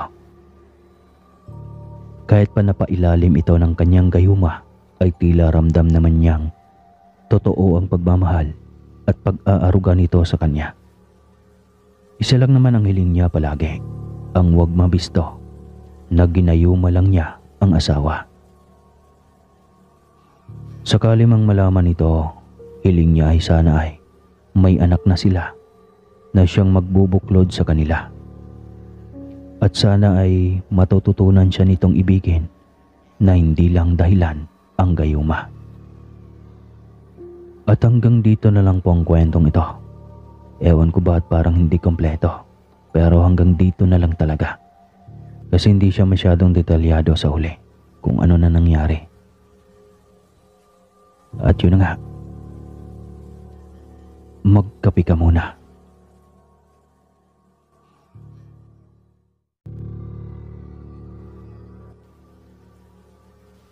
Bago natin umpisa ng kwentong ito, magkape ka muna. Alright. Mga batang 90s, sino ba sa inyo ang hindi makaka-relate nito? Nood ng TV ng kapitbahay o di kaya ay magbawa sa gitna ng tubuhan o maisan. Kasi hindi naman uso ang banyo noon. Lalo na sa mga liblib na baryo na. Bakit kaya ang tamad ng mga tao noon na gumawa ng banyo? Marahil ay dahil sa kulang sa kaalaman at edukasyon. Ganoon pa man, maganda rin naman ang mga panahong iyon ng ating kabataan. 1% lang yata ng mga kabataan ang mga tamad noon kasi maraming trabaho. Hindi gaya ngayon. Hindi mo na kailangan pang mangahoy para may panggatong. Malalaki na ang tangke ng gas. Hindi na rin kailangan mag-igib. Nasa lababo at banyo na ang gripo. Hindi na rin kailangan maglaba ng kasuotan. Nasa tabi lang ang washing machine. Lahat ng gawain napapadali. Dahil sa mga makabagong teknolohiya. Nakaakibat ay dalawang bagay. Negatibo o positibong epekto sa buhay, lalo na sa mga kabataan. Mas lalong naging tamad dahil laging babad sa cellphone. Dahil sa impluwensya ng mga napapanood sa cellphone. Natuto ng sigaw-sigawan ang mga magulang. Balik tayo sa kwento. Ang tungkol sa karanasan ni Jessa, taong 1992, sa bayan ng Bais, sakop ng Negros. Dahil yata sa kinain niyang mais na hindi kaagad natunaw, kung kaya't parang hinalukay ang kanyang sikmura. Kailangan pa niyang gisingin ang kanyang nanay na pagod rin sa trabahong maghapon sa bukid. Hindi na rin niya ginising ang ama dahil mas lalo namang pagod ito. Dahil maghapon itong nag-aararo sa kanilang maisan. Dahil malapit na noon ang tag-ulan. Nay, masakit talaga ang tiyan ko. Kailangan kong magbawas. Gisingin mo na lang si Totoy, Jessa. Hindi ko naman pwedeng iwanan ang mga kapatid mo dito. Si Totoy na lang nga ang ginising ni Jessa para sumama sa kanya. Nayamot pa ito dahil nabulabog ang napalalim na sanang tulog. Samahan mo naman ako, Totoy. Ang sakit na ng tiyan ko eh. Ate naman eh. Kanina ka pa sanang maaga. Kung kailan hating gabi na. Tsaka ka pa mambubulabog. Kasalanan ko ba kung ngayon ko lang naramdaman ang tawag ng kalikasan? Ikaw talaga, Totoy. Ikaw din naman, sinasamahan ko kapag alanganing oras ah. Kung gusto mong magbawas eh. Oy, kayong dalawa. Ang ingay nyo. Umalis na nga kayo. Nagbabangayan pa eh. Saway ng kanilang ina. Na hindi na rin makabalik sa pagtulog dahil sa kanilang bangayan. Tuwang-tuwa si Jessa dahil sa maliwanag ang bilog na buwan. Kaya iyon na ang nagsisilbing tanglaw nila sa gabing iyon. Ang liwanag naman ng buwan. Puna ni Jessa. Nakakatakot, ate. Anong nakakatakot sa bagay na yan? Mabuti nga kapag ganitong maliwanag, kita lahat ng nasa paligid. Nakakatakot kapag dilim. Ang hirap ang aninagan ang daan. Pero kwento ng lola na kapag kabilugan ng buwan, ay samot-saring nila lang ang lumalabas, di ba? Ate naman, pagka mamaya ay may makasalubong pa tayong aswang. Totoy naman ang bibig mo. Tinatakot mo lang ang sarili mo eh. Huwag kang mag-isip ng kung ano-ano. Nakakainis ka. Dito na lang kasi tayo. Huwag na tayong lalayo pa. Doon sa unahan na lang. Kadiri naman kung dito mismo sa ating maisan ako magdudumi ano. Naghanap si Jessa ng masukal na parte at doon na pumesto. Tahimik siyang nakaupo roon. Halos 20 metro ang distansya ni Totoy sa kanya. Nakatingala si Jessa sa malaking buwan habang dinadama ang kalawalhatian dahil sa ginhawang nadarama. Matapos mailabas ang bumubulabog sa kanyang sikmura. Wala sa sariling napatingin siya kay Totoy. Ganun na lang ang pamimilog ng kanyang mga mata nang makita ang isang malaking aso na papalapit kay Totoy. Doble ang laki nito kaysa sa ordinaryong aso. Kulay itim ang katawan at nagbabaga ang mga mata. Mabilis siyang nagpunas at tumayo para lapitan ang kapatid. Hindi niya sinabi rito ang kanyang nakita para hindi ito matakot. Nasa 30 metros lang yata ang layo nito mula kay Totoy. Kaya nagmadali siyang tumakbo papalapit sa kapatid. Bakit, ate? Takbo na, Totoy. Bilis. Wala sa sariling napatakbo na rin ito dahil halata sa boses ni Jessa ang takot. Pagkaripas nito ng takbo ay sumunod din dito si Jessa. Sige lang, Totoy. Bilisan mo pa. Mas lalong naging matulin ang takbo ng bata. Bakit ba, ate? Wala sa sariling napalingon siya sa likod. At gano'n na lang ang takot nito nang makita ang malaking aso na nakahabol sa kanila. Wala naman itong boses. Hindi nga ito kumakahol o ano. Ang kaso ay sobrang nakakatakot ang mga mata pa lang nito na nagbabaga. Ala ka, ate, ano yan? Aswang yan, kaya bilisan mo na. Nang sabihin ni Jessa na aswang ang humahabol sa kanila, ay halos hindi na nakaapak ang mga paa ni Totoy sa lupa. Kahit malapit na sila sa kanilang bahay ay nakasunod pa rin ito sa kanila. Tay, nay, aswang. Sigaw ni Totoy. Swerte yatang nagising kaagad ang kanilang tatay. Pinailaw nito ang flashlight paharap sa kanila. Kaya biglang nawala ang nilalang. Anong nangyari sa inyo? Tanong ng kanilang ama. Tatay, hinahabol kami ng malaking aso. Saad ni Totoy. Aswang, tay. Hinabol kami ng aswang. Saad ni Jessa. Halos nag-uunahan pa silang umakyat sa hagdan dahil hindi pa rin nawawala sa kanilang isip ang malaking aso na humahabol sa kanila. Sus, Ginoo. Bakit kayo lumayo? Kung naghukay na lang kayo malapit dito. Pwede namang dyan sa bakuran. Laliman mo lang ang hukay. Saad ni Mang Jose. Hindi ko na po naisip yun, Tay. Maliwanag naman kasi ang buwan. Sagot ni Jessa. Sabay punas ng kanyang paa sa kanilang basahan na nasa gilid ng pinto. Kaya nga, Jessa, mas mag-ingat ka kapag bilog ang buwan. Dahil maraming gumagalang mga nilalang ng dilim. Saad rin ni Aling Melva na nagising na rin sa kanilang ingay. Kasasara lang ni Mang Jose ng kanilang pintuan nang biglang umiyak ang kanilang bunso. Hanggang sa marinig nilang tila may ingay sa likod ng bahay na hindi nila maintindihan. Parang hilik ng baboy. Kapapatay lang ni Mang Jose ng kanyang flashlight. Ngunit muli na naman niya itong pinailaw, sabay ubo ng sadya. Talagang sinundan mo ang mga bata dito sa bahay. Sige, subukan mo lang talaga. May magalaw ka lang sa mga anak ko. Sinisiguro ko sa iyong hindi ko titigilan ang buhay mo, maging ang mga lahi mo.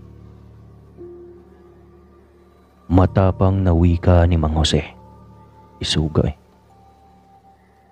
Alam niya kung sino ang bantog na aswang sa kanilang lugar. Kaya wala siyang ibang pinanghihinalaan kundi ito lang. Ilang sandali pa ay bigla na lang itong tumahimik. Hanggang sa tumahan na rin ng iyak ang bunso nila. Wala na yata, Tay. Puna ni Jessa nang mapagtanto na tumahimik na ang paligid. Kahinaan din nila ang kanilang angkan at natatakot na rin sila kapag pamilya na nila ang pinupunterya. Saad ni Mang Jose.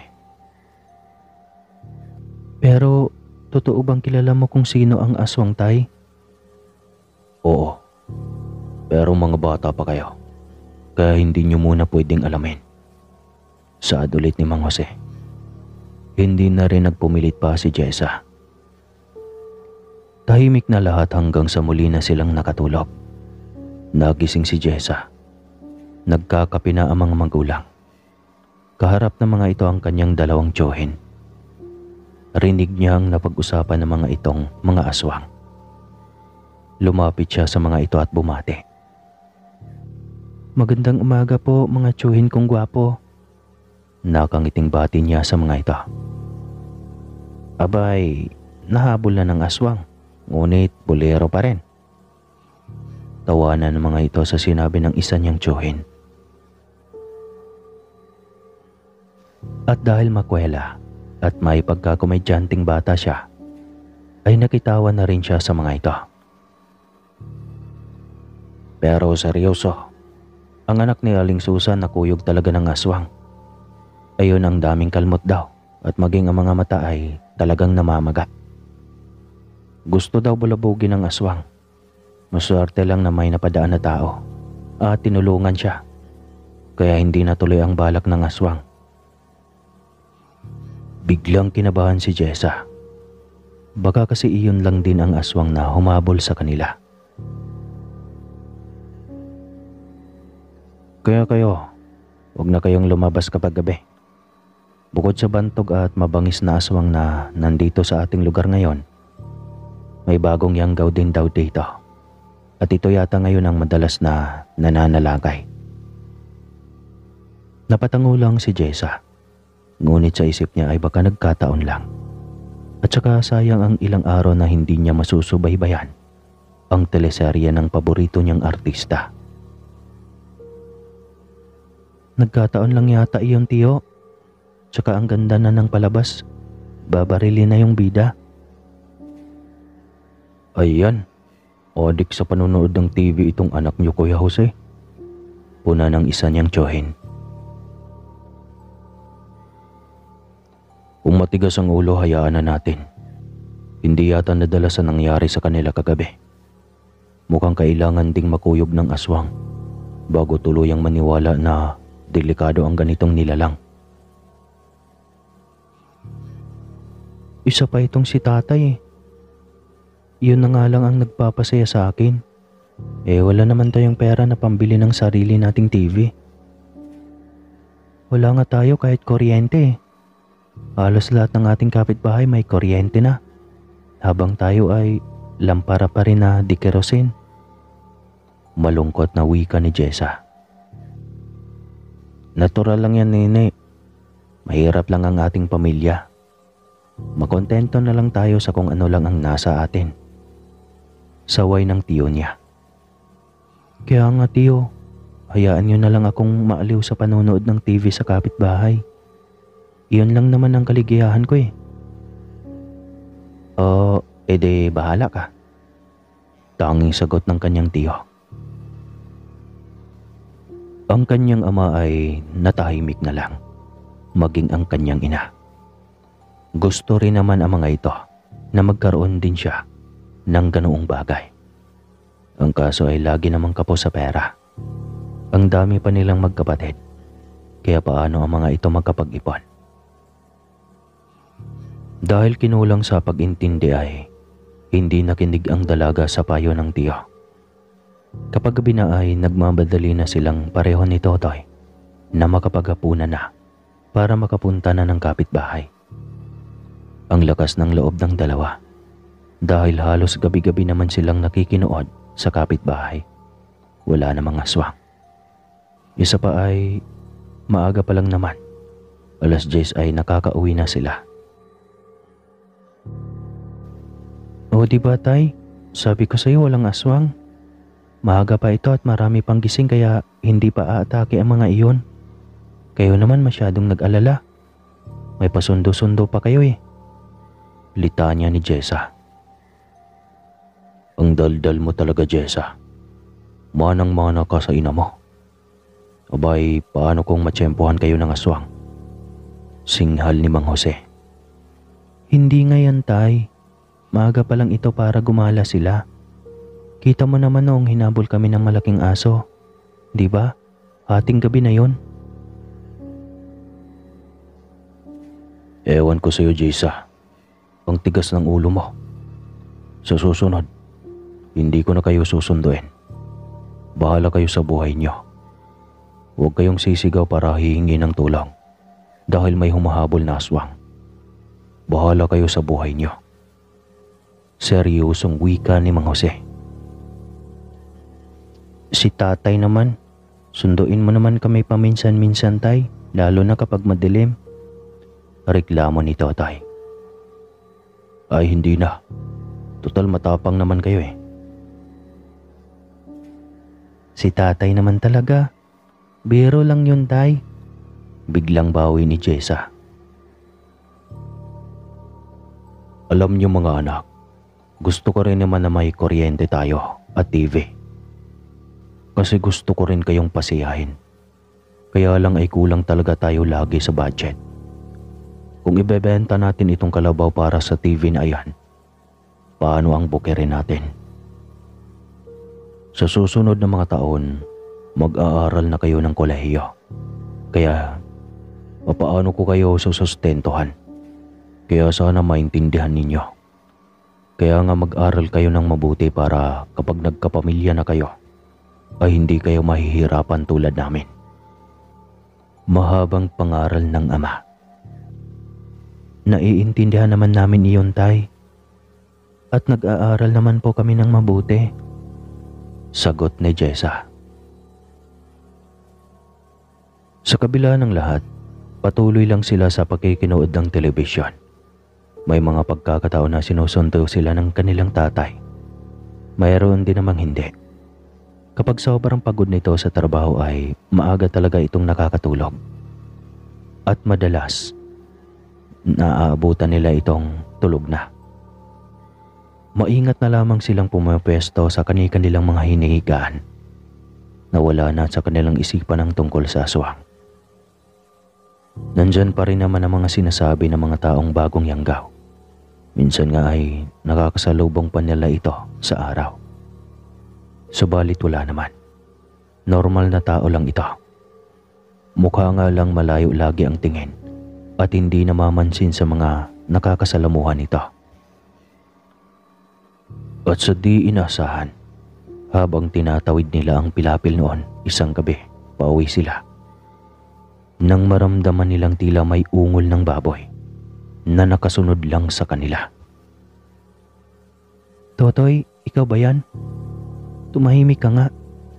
Tinatakot mo na naman ako eh. Anong ako? Kala ko nga ikaw eh. Nasa likod kaya yung huni? Reklamo ni Totoy. Hindi ako. Ba't ko gagawin yun? Sira ka ba? Bilisan mo nang maglakad. Ang bagal mo. Halos hindi na umaapak sa lupa ang mga paa ni Jessa. Mas lalo naman si Totoy. Napagkaramdam noon ay lumilipad na lang siya dahil sa tuli ng kanyang takbo. Nang sabihin ng ate Jessa niya, nabilisan na ang paglalakad. Hoy Totoy, hintayin mo naman ako. Saktong nakatawid na sila ng pilapil. Nasa maisan na sila nila at malapit na iyon sa kanilang bahay. Pagkalingon ni Totoy ay saktong doon kaagad dumapo ang kanyang tingin sa malaking aso na nakasunod sa kanila. Ala ate, nandyan na naman siya. Sigaw ni Totoy na muli na namang kumaripas ng takbo. Sino?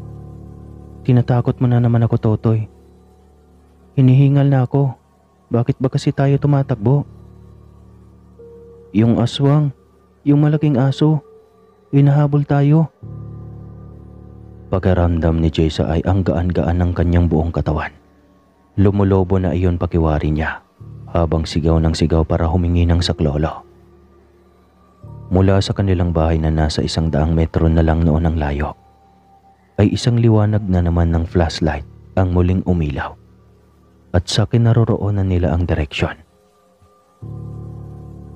Nabuhayan na sana ng loob si Jessa.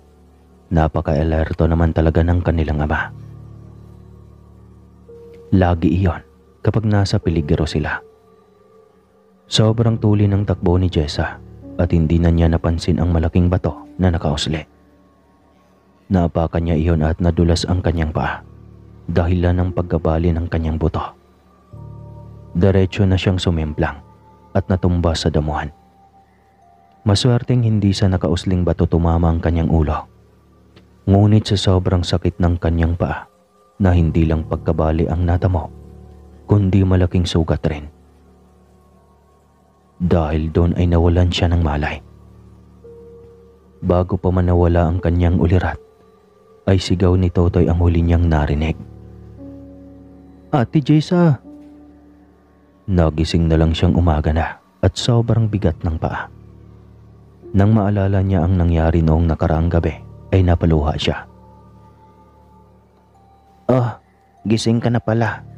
Puna ng kanyang ina. Wala na ang kanyang tatay. Nasa bukid na ito. Akala ko patay na yung tatay. Putol na po ba yung isang paa ko, Nay? Humihikbi pa niyang tanong. Malapit na. Ayan. Iyan ang napapala ng taong matigas ang ulo. Ay nako. Umulit ka pa. Nang sa susunod ay tuluyan ng talaga iyang maputol. Napailing si Jessa. Hindi na talaga siya lalabas sa gabi. Pangako niya sa kanyang ina.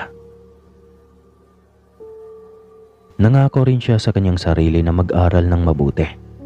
Bibili siya ng kompletong gamit sa bahay, lalo na ang TV. Aangat sila balang araw para gagawin niya ang lahat ng paraan. Mangyari lang iyon. Sa paglipas ng ilang araw ay unti-unting gumagaling ang kanyang paa. Akala niya talaga ay nabali ang kanyang buto. Ngunit napilay lang pala siya dahil sa pagkatapilok nito. At gaya ng kanyang pangako o pangarap sa sarili, hindi naman siya nabigo.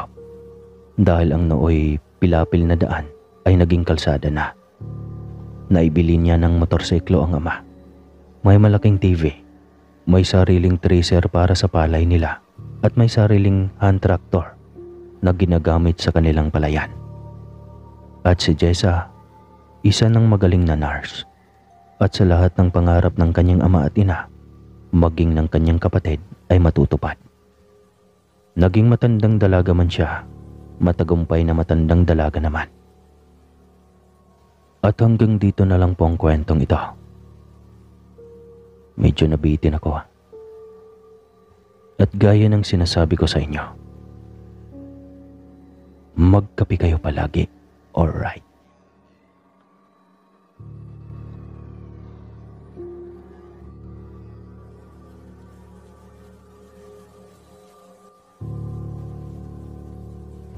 Dahil laking lungsod si Maria, matigas ang ulo niya pagdating sa sabi-sabi na may aswang at madalas ay mga katulad niyang buntis ang punteriya. Ayan na naman tayo, maniniwala ka na naman. Hindi totoo mga iyan, ano ka ba? Pagmamatigas pa rin ito nang sawayin ng asawang si Berne na huwag matulog sa berha dahil maraming aswang sa kanilang lugar. Maria naman, lugar ito ng antike. Kung walang aswang na mababangi sa lugar ninyo, ibahin mo dito. Kahit nga tanghali kung makakuha ng tiyempo, paniguradong manlalakay pa rin ang mga nilalang na iyon. E di, tsaka na ako maniniwala kapag nasubukan ko na. Pangiti-ngiti pang wika nito. Ay nako, iba nga talaga ang katigasan ng ulo kapag kalaking syudad ano. Pero sige, baka sakaling maniwala ka kapag nasubukan mo na. Nakangiting wika ni Aling Duday, ang butihing biyanan nito. Hindi pa nga uminit ang sahig ng bera na hinihigaan nito ay may bigla na lang humawak sa kanyang palapulsuhan. Nakangisi pa siyang tumingin dito dahil akala niya ay binibiro siya ng mga ito. Ngunit mabilis siyang bumangon sabay palahaw ng sigaw nang makita ang mabalahibong kamay at mahahabang kuko na nakakapit sa kanyang palapulsuhan. At bago pa siya makalayo ay nahila na siya nito. At dahil sa lakas na taglay ng aswang, ay sumalampak siya sa gilid ng berha at halos madikit na ang katawan dito. Tumama pa ang kanyang noo sa nakausling pako, kaya nasugatan ito at nagdurugo. Napaiyak ito sa sakit. Huli na itong nadaluhan ng asawa na doble ang emosyong nadarama. Imbis kasi mag-alala ay galit ang emosyon nito dahil di naman sa katigasan ng ulo ng asawa. Tignan mo yung napapala ng mga matitigas ang kukote. Sigaw ni Bernie na nataranta na rin nang makita ang umaagos na dugo sa kanyang noo. Ay nako Bernie, pagalitan pa ba naman ng asawa? Ganito na nga ang nangyari ano. Kumuha ka ng flashlight at maghagilap ng pansit-pansitan at pigaan mo para ipatak sa sugat ni Maria. Para hindi ito matetano. Nako, delikado at sa pako pa talaga tumama. Buntis pa naman. Nag-aalalang wika ni Aling Duday. Ang haba naman sinabi nun. Tarantang lumabas si Berne, bit-bit ang itak at flashlight. Marami namang pansit-pansitan sa kanilang bakuran kaya mabilis lang itong nakakalap. At mayroong nangong at bago natin ipagpatuloy ang kwento mga kaswang. Ngayon ko lang to narinig yung pansit-pansitan. Ano ba yun sa Tagalog? O Tagalog na ba yun? Comment nga kayo kung ano yun. Nakiyurious ako eh. Tara, balik tayo sa kwento. Kaagad na ginamot ang noo ng asawa. Tahimik lang si Maria at tulala. Tila shock pa rin ito sa nangyari sa kanya. Sinubukan itong kausapin ni Berne, subalit hindi ito umiimik. Ni hindi lumilingon kahit kinakausap. Galit ka ba sa akin, Maria? Tanong ni Berne. Sinong hindi maiinis? Ganito na nga ang sinapit ko. Sisigaw-sigawan mo pa ako. Sino ba kasing hindi magagalit? Sinaway na kitang wag humiga sa berha kapag madilim na. Dahil ang dami talagang aswang dito sa lugar namin. Ayaw mo naman maniwala. Hindi umimik si Maria. Masama pa rin ang loob niya dahil sa pagtaas ng boses ng asawa sa kanya. Naintindihan naman ni Bernie na talagang sensitibo ang babae, lalo na kapag buntis. Kaya siya nang humingi ng paumanhin dito. At isa pa, wala silang french fries. Pasensya na. Sige na, bati na tayo. Huwag ka nang magalit. Nang gabing iyon ay hindi sila tinantanan ng aswang. Buong magdamag lang itong nakatambay sa kanilang bubang. Nagkukunwaray itong isang tikling na ibon. Ngunit alam nilang aswang ito. At upang makatulog sila nang hindi nag-aalala sa kanilang panauhin sa itaas ng bubong, ay pinunasan ng langis pangontra sa aswang ang tiyan ni Maria.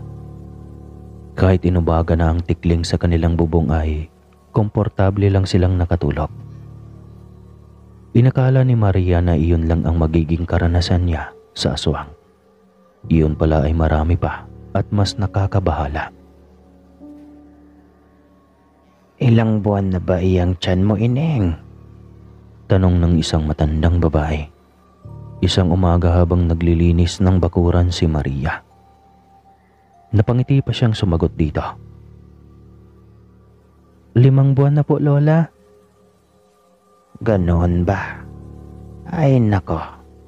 At pagkalusog-lusog ng bata. Napakunot ang noo ni Maria sa sinabi ng matanda. Paano naman ito nasabing malusog ang nasa loob ng tiyan niya? Titig na titig pa ito sa kanyang tiyan. Kaya takang-taka si Maria, sabay himas ng umbok sa kanyang tiyan. Ehem. Abay Lola Binyang, ang aga mo naman yata. Hayaan nyo na ang manugang ko na naglilinis dyan. Huwag mo nang istorbohin pa. Saway ng biyana ni Maria sa matanda. Ay napadaan lang naman ako. Nakita ko itong maganda mong manugang. Nako, ang gwapo ng apo mo dito. Abay siguradong sigurado ka talaga Lola Binyang ano. Huwag lang talagang madali-dali kami ha. Nako, sinasabi ko sa'yo. Banta pa ni Aling Duday. Ano bang sinasabi mo, Duday? Kunwari ay nagtatakang tanong ng matanda. Wala naman. Sige na Lola. Makakaalis ka na. Kay aga pa. Pagtataboy ni Aling Duday dito. Wala itong imik na umalis. Nagtaka si Maria kung bakit ganoon ang trato ng biyanan niya sa matanda. Huwag kang maawa sa matandang iyon. Kita mo na. Kakaalis lang ng matandang iyon. Nabaling lang saglit ang ating tingin sa ibang direksyon. Abay, ayon. Nasa malayo na. Nagulat nga si Maria nang makitang nasa malayo na ito. Kahit ang malalakas na tao ay hindi kaya ang ganoon kabilis. Ito pa kaya na ang tingin niya rito kanina ay iika-ika lang dahil sa sobrang katandaan. Ala ka nanay, paano naman niya ginawa iyon? Aswang nga, kaya nga kapag lalapit ulit yan, huwag mong harapin. Pumasok ka kaagad sa bahay. Mamaya kung ano pang mangyayari ay makakapatay na talaga ako ng aswang. Kita mo? Pati ang kasarian ng anak mo sa tiyan. Kitang-kita niya. Alam na niyang lalaki ang ipinagbubuntis mo. Tahimik lang na pumasok si Maria sa loob ng bahay. Habang si Aling Duday ay isinampay muna ang nilabhang damit. Madaling araw pa lang ay nasa balon na ito at naglalaba. Sanay na sila sa madaling araw na naglalaba. Madalas ay marami na siyang nakakasabay sa ganong oras.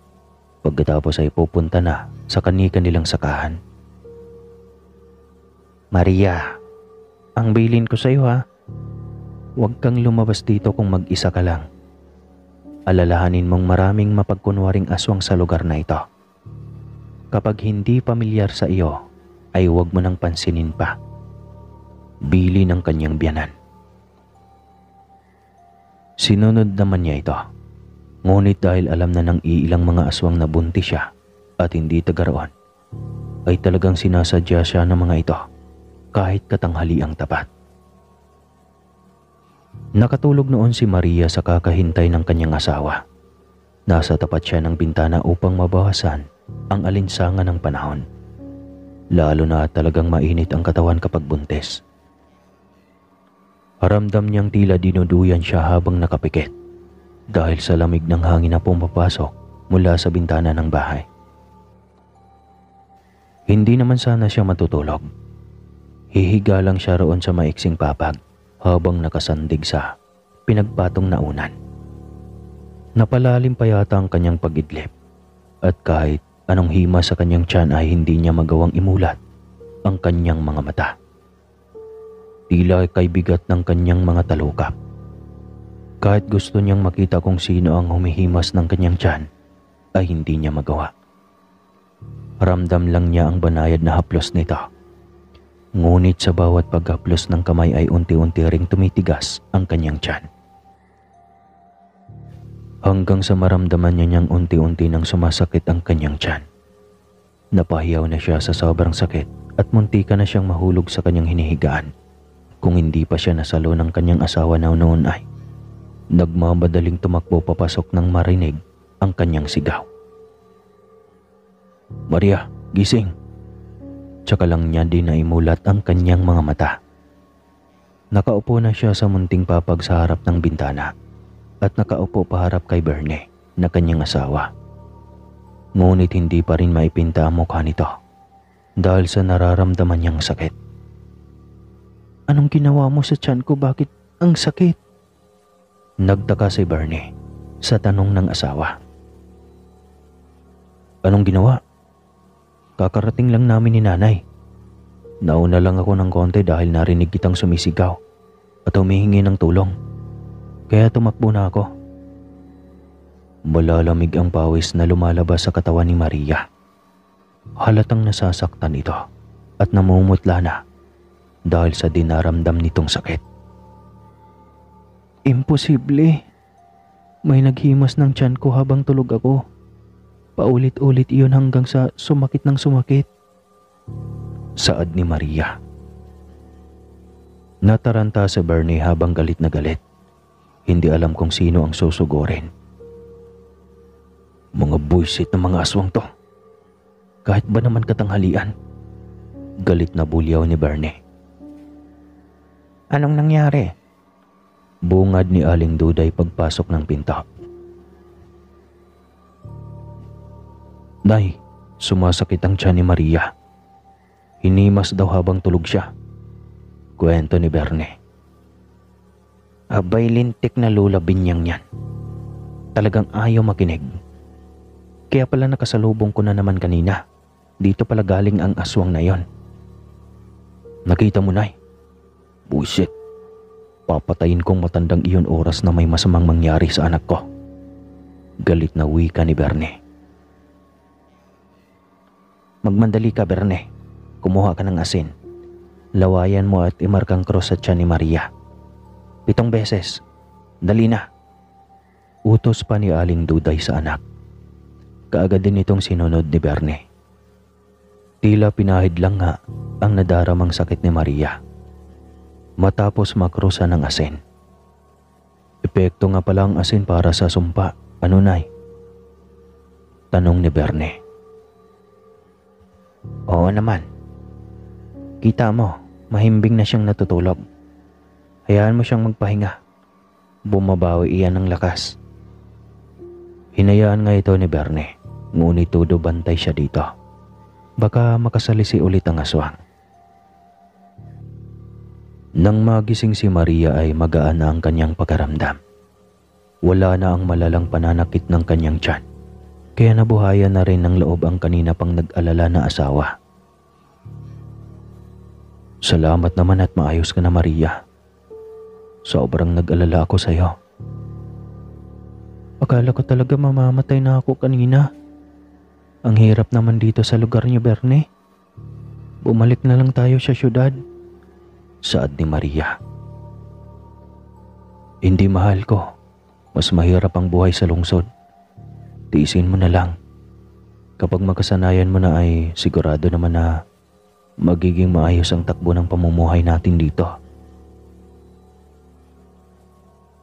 Ay nako Berne, tatahimik lang yata tayo dito kung mawawala na yang si Lola Binyang. Ano naman ang gagawin natin ay? Simple lang anak. Bili ka ng isang alimango. Ilibing natin sa bahay ng matandang iyon. Tignan lang natin kung titira pa yan kapag babalutin na ng kati ang buo niyang katawan. Sinunod ni Bernie ang utos ng ina. Titignan niya kung epektibo nga ba ang utos ng ina. Isang alimango ang kanyang binili at panakaw na inilibing sa ilalim ng hagdan ng matanda. Wala pa ngang 24 oras ay nakita na nila ang nag-al sa balutan na matanda. Sa kanilang bahay ito masamang nakatitig, masama ang tingin. Ngunit hindi iyon pinansin ni Bernie. Ang mahalaga ay wala na ito sa kanilang lugar. Siya iyong matandang aswang, hindi ba? Tanong ni Maria. Oo. At umasa ka na hindi na iyon babalik pa. Sagot ni Bernie. Bakit kasi hindi na lang tayo babalik sa lungsod, mahal? Maria, di ba sabi ko sa'yo, mahirap ang buhay sa syudad. Dito na lang tayo.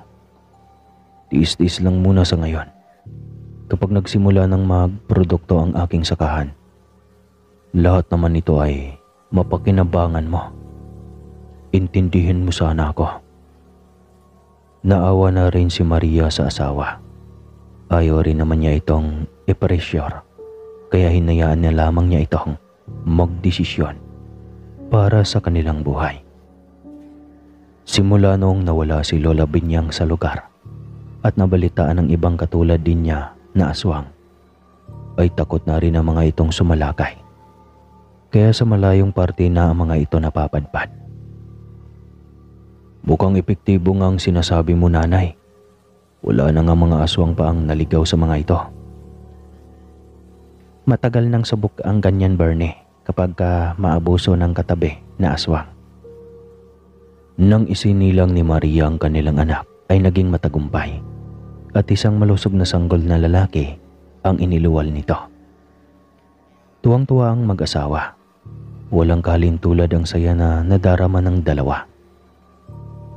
Unang beses nilang sabay na marinig ang iyak ng anak at tanggal lahat ng masasakit sa katawan nila ng mga sandaling iyon. Mama at Papa na talaga tayo, Bernie. Umiiyak na saad ni Maria habang kanlong ang anak. Oo nga, Maria, at pangako ko, hindi ko kayo pababayaan ng anak natin. Nandito rin kami ng anak mo, Bernie. Tulungan lang tayo. Makakamit rin natin lahat ng ating mga pangarap. Parehong responsable ang dalawa kaya mabilis ang kanilang pag-angat sa buhay. Tulungan silang mag-asawa. Maging sa pag-aalaga ng kanilang anak. Hanggang umabot sa punto na may sarili na silang bahay. Gamay na rin ni Maria ang buhay probinsya at wala na rin siyang plano pa na lisanin ang lugar para bumalik ng lungsod. Takot na rin sa kanila ang mga aswang ng lugar dahil sa nabalitaan na nangyari na nilibingan ng alimango ang bahay ng nasabing aswang. Kaya naging matino na ang mga natitirang aswang sa kanilang lugar at marunong na itong makibagay sa mga taong nakapaligid sa kanila. Sa ngayon, ang mag-asawang Maria at Bernie ay pareho ng matanda. Ang kanilang anak na dating laging lapitin ng aswang noong ipinagbubuntis pa ni Maria ay may 3 na ring anak. Magpahanggang ngayon ay nasa paligid lang ang aswang. Nasa atin na kung paano natin ibagay ang ating sarili. Kahit aswang pwedeng maging kaibigan, huwag lang masyadong magtiwala. Dahil kapag nagtitiwala ka, ay siguradong masasaktan ka lang at masasabi mo na lang na ouch, ouch, ouch. Hindi. Hanggang dito na lang talaga ang kwentong ito. Maraming salamat po sa lahat ng tumapos sa kwentong ito at nakinig ng matiwasay. Basta palaging tandaan, huwag kalimutan magkape. Alright.